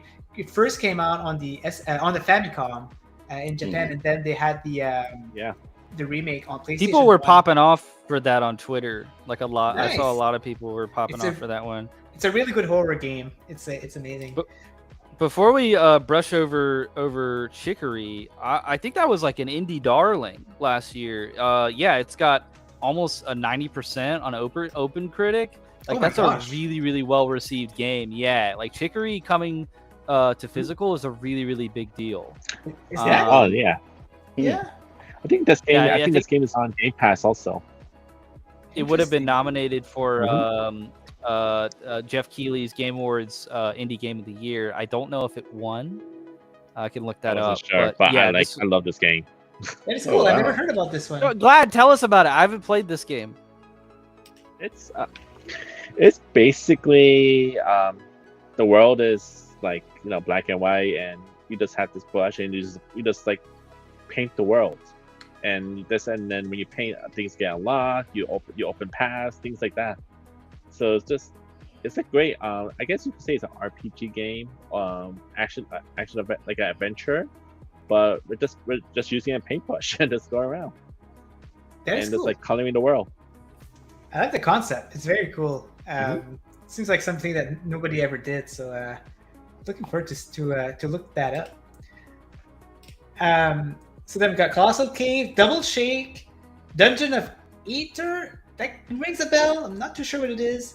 El Shaddai Ascension of the Metatron. I know El Shaddai had a game on PlayStation 3, which was like a hidden gem. Not a lot of people knew about it, but this seems like a remake or a sequel. I think it's a remake. Oh, very cool. I think people would really enjoy that. It's kind of like similar to like Nier, so it's really one to not miss out on. Gargoyles remastered, Gex wow. trilogy. It's the star of the show. Yeah. Had to be the game of the show. Yeah. Yeah. I think Gex, this is it's a widely known property, and it's just been non-existent. It's also like an announcement, right? Like Chicory, again, indie darling, came out last year. Very good commercial reception. Very good game. So like that's like awesome that's coming to limited run as a physical edition. But like this Gex trilogy, for limited run to get that in the midst of Summer Games Fest season as like an actual announcement that this is happening, I think that was like a really good highlight of this show, because like people just didn't know that was a thing. So that was like a world premiere like type of moment. I mean, it's Gex, right? So like, whatever. But like, I mean, it's also like, it's Gex, man. Like, we're getting a Gex remaster. Come on.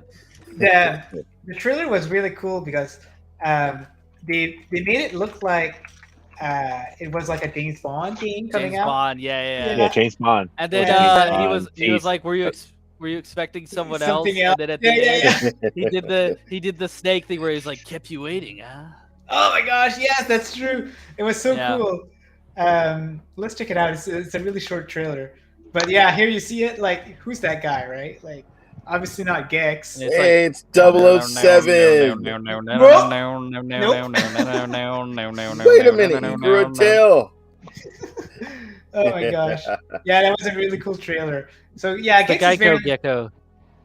it's very nostalgic for like the PlayStation 1 era. It was a really cool 3D platformer adventure back then. So I'm happy that more people, the younger generation will be able to experience that, because it was a really good one.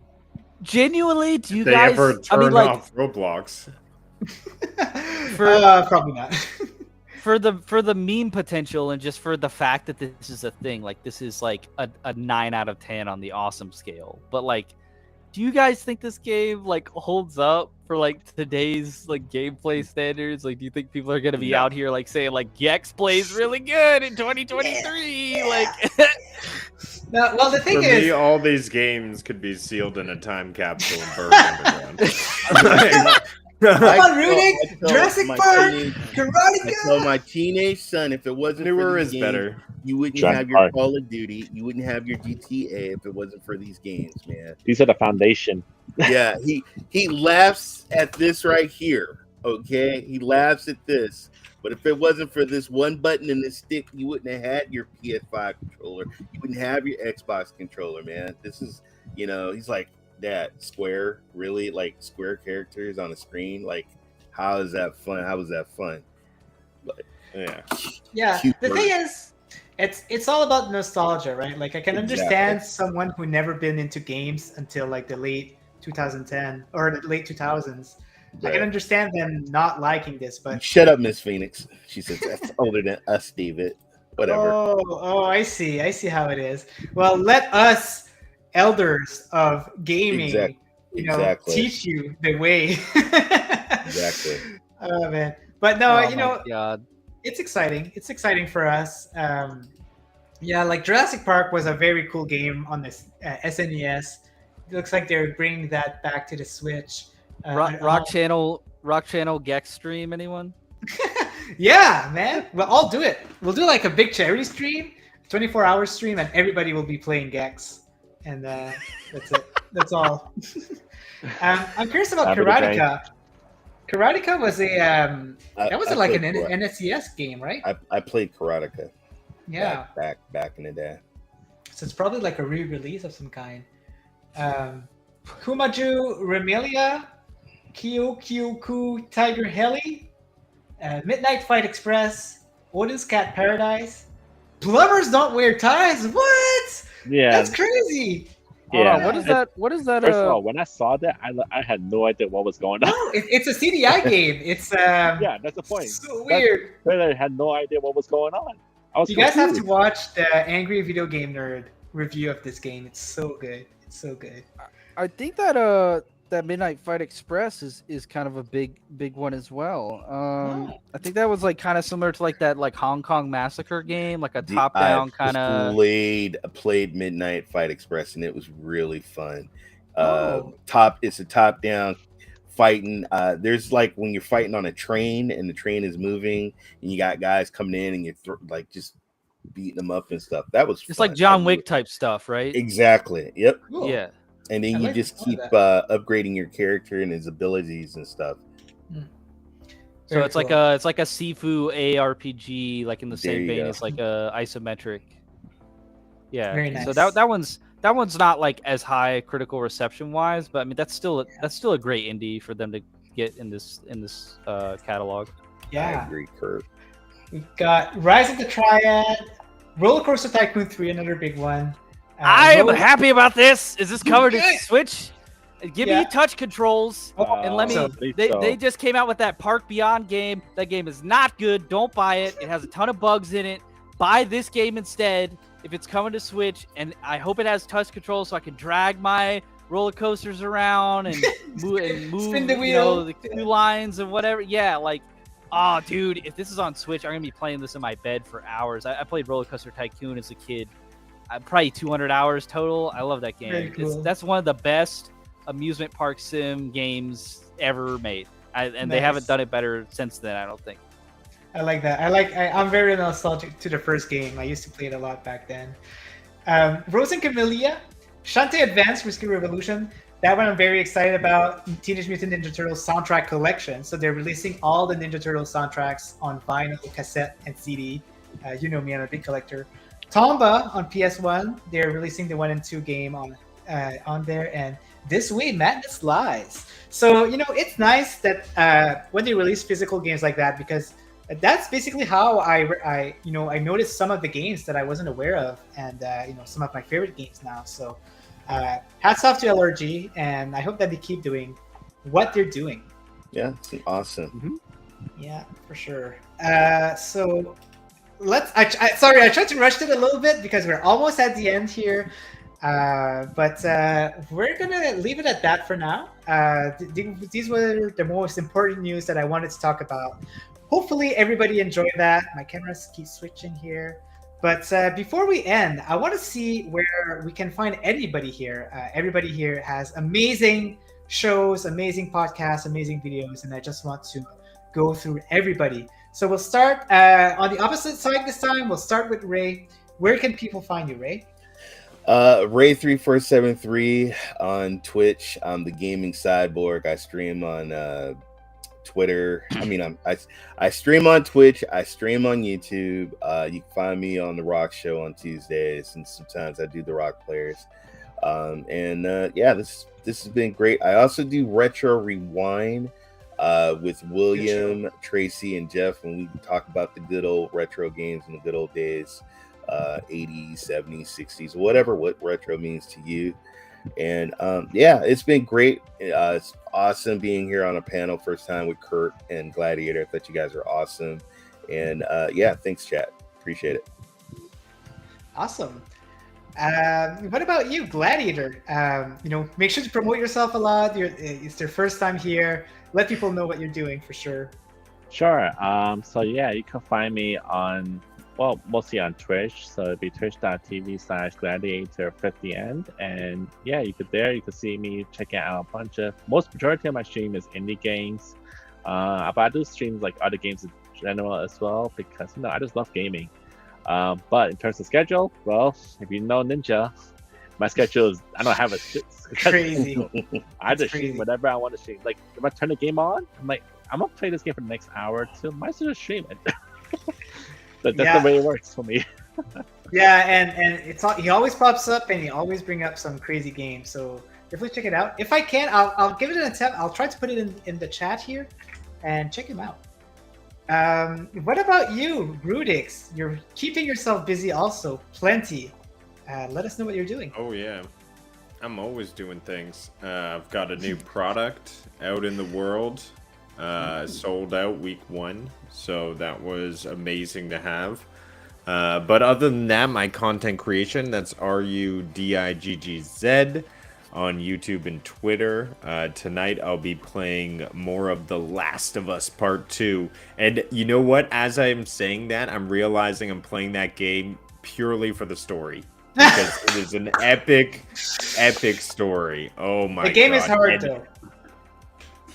It's hard to visually intake. Oh my god. If I could spoil things right now, I would go on a rant for 20-25 minutes. But I'm playing Last of Us Part 2 tonight, 10 p.m. I'm always gaming, live stream 10 p.m. Eastern on my YouTube channel. And then we got stuff going on at Cloud and Console, which is a podcasting channel that I like to run with a buddy of mine. And we'll be chatting and gaming on Destiny 2 and other games as well there. Very cool. So check it out, guys. The amazing Canadian Rudix playing Last of Us 2.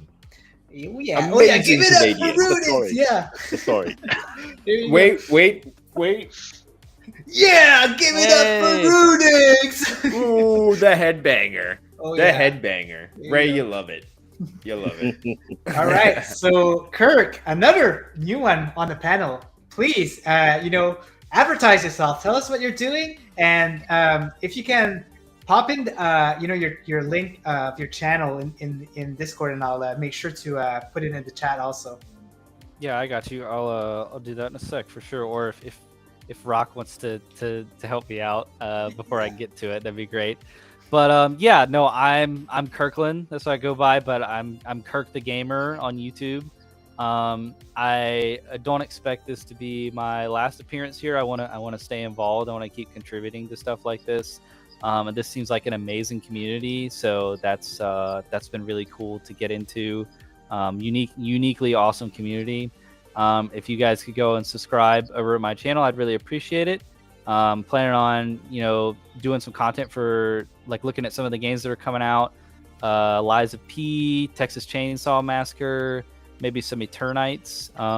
Plus anything I can get my hands on a code for, we're definitely going to dive into that. Disney Speedstorm as well.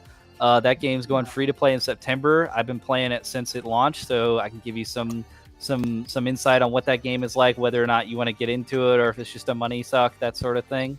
But yeah, I'm Kirk the Gamer on YouTube. That's really where I want you to go because I want to make this content creation thing happen. But if you also want to follow me on Twitter, it's Warmer Gray. So like warm gray, but warmer. And you'll get updates there from me if I'm like going to go on somebody else's show. Because that's primarily what I'm doing. I don't have like my own podcast or anything. I like props to you guys for, putting all the effort in to do this stuff. I don't quite have it in me with my day job and everything. But yeah, I'm going to try to do as much of the gauntlet as I can, be a part of something bigger in various places. And yeah, I've identified this particular community as a great place to be. So hopefully I can continue to be here and you'll keep seeing my face. But you can also see it on my YouTube channel. So go over there if followed on his Twitter, and I just followed on his subscribe. I love his Twitter with his cool glasses, man. Holy cow. And then I got like the dumb God. I took that picture when I was like a sophomore in college. Jesus. Oh man. Nice. Mr. Cool. Yeah. Well, with that said, guys, I'm just gonna plug myself a little bit. It's pretty easy. If you want to look into content about Netflix games, very exciting stuff gonna happen sometime soon. So keep a lookout. I just play Netflix game stuff at NinjaGuy X on YouTube, and I have a podcast every Wednesday where I talk about the latest news of Netflix games, and been enjoying that. So keep a lookout. But until then, guys, thank you so much. We made it. We made another episode this week. Thank you so much for the panel for coming in. Really appreciate it. We had some interesting subject, some interesting new face, interesting new opinions, and hopefully that you guys enjoy. So keep a lookout. Next week, we'll have another episode of Rokk Players, and I hope to see you guys there. Thank you very much, guys, and have yourself a wonderful week. End of the week. Bye, everyone. Bye. All right. All right.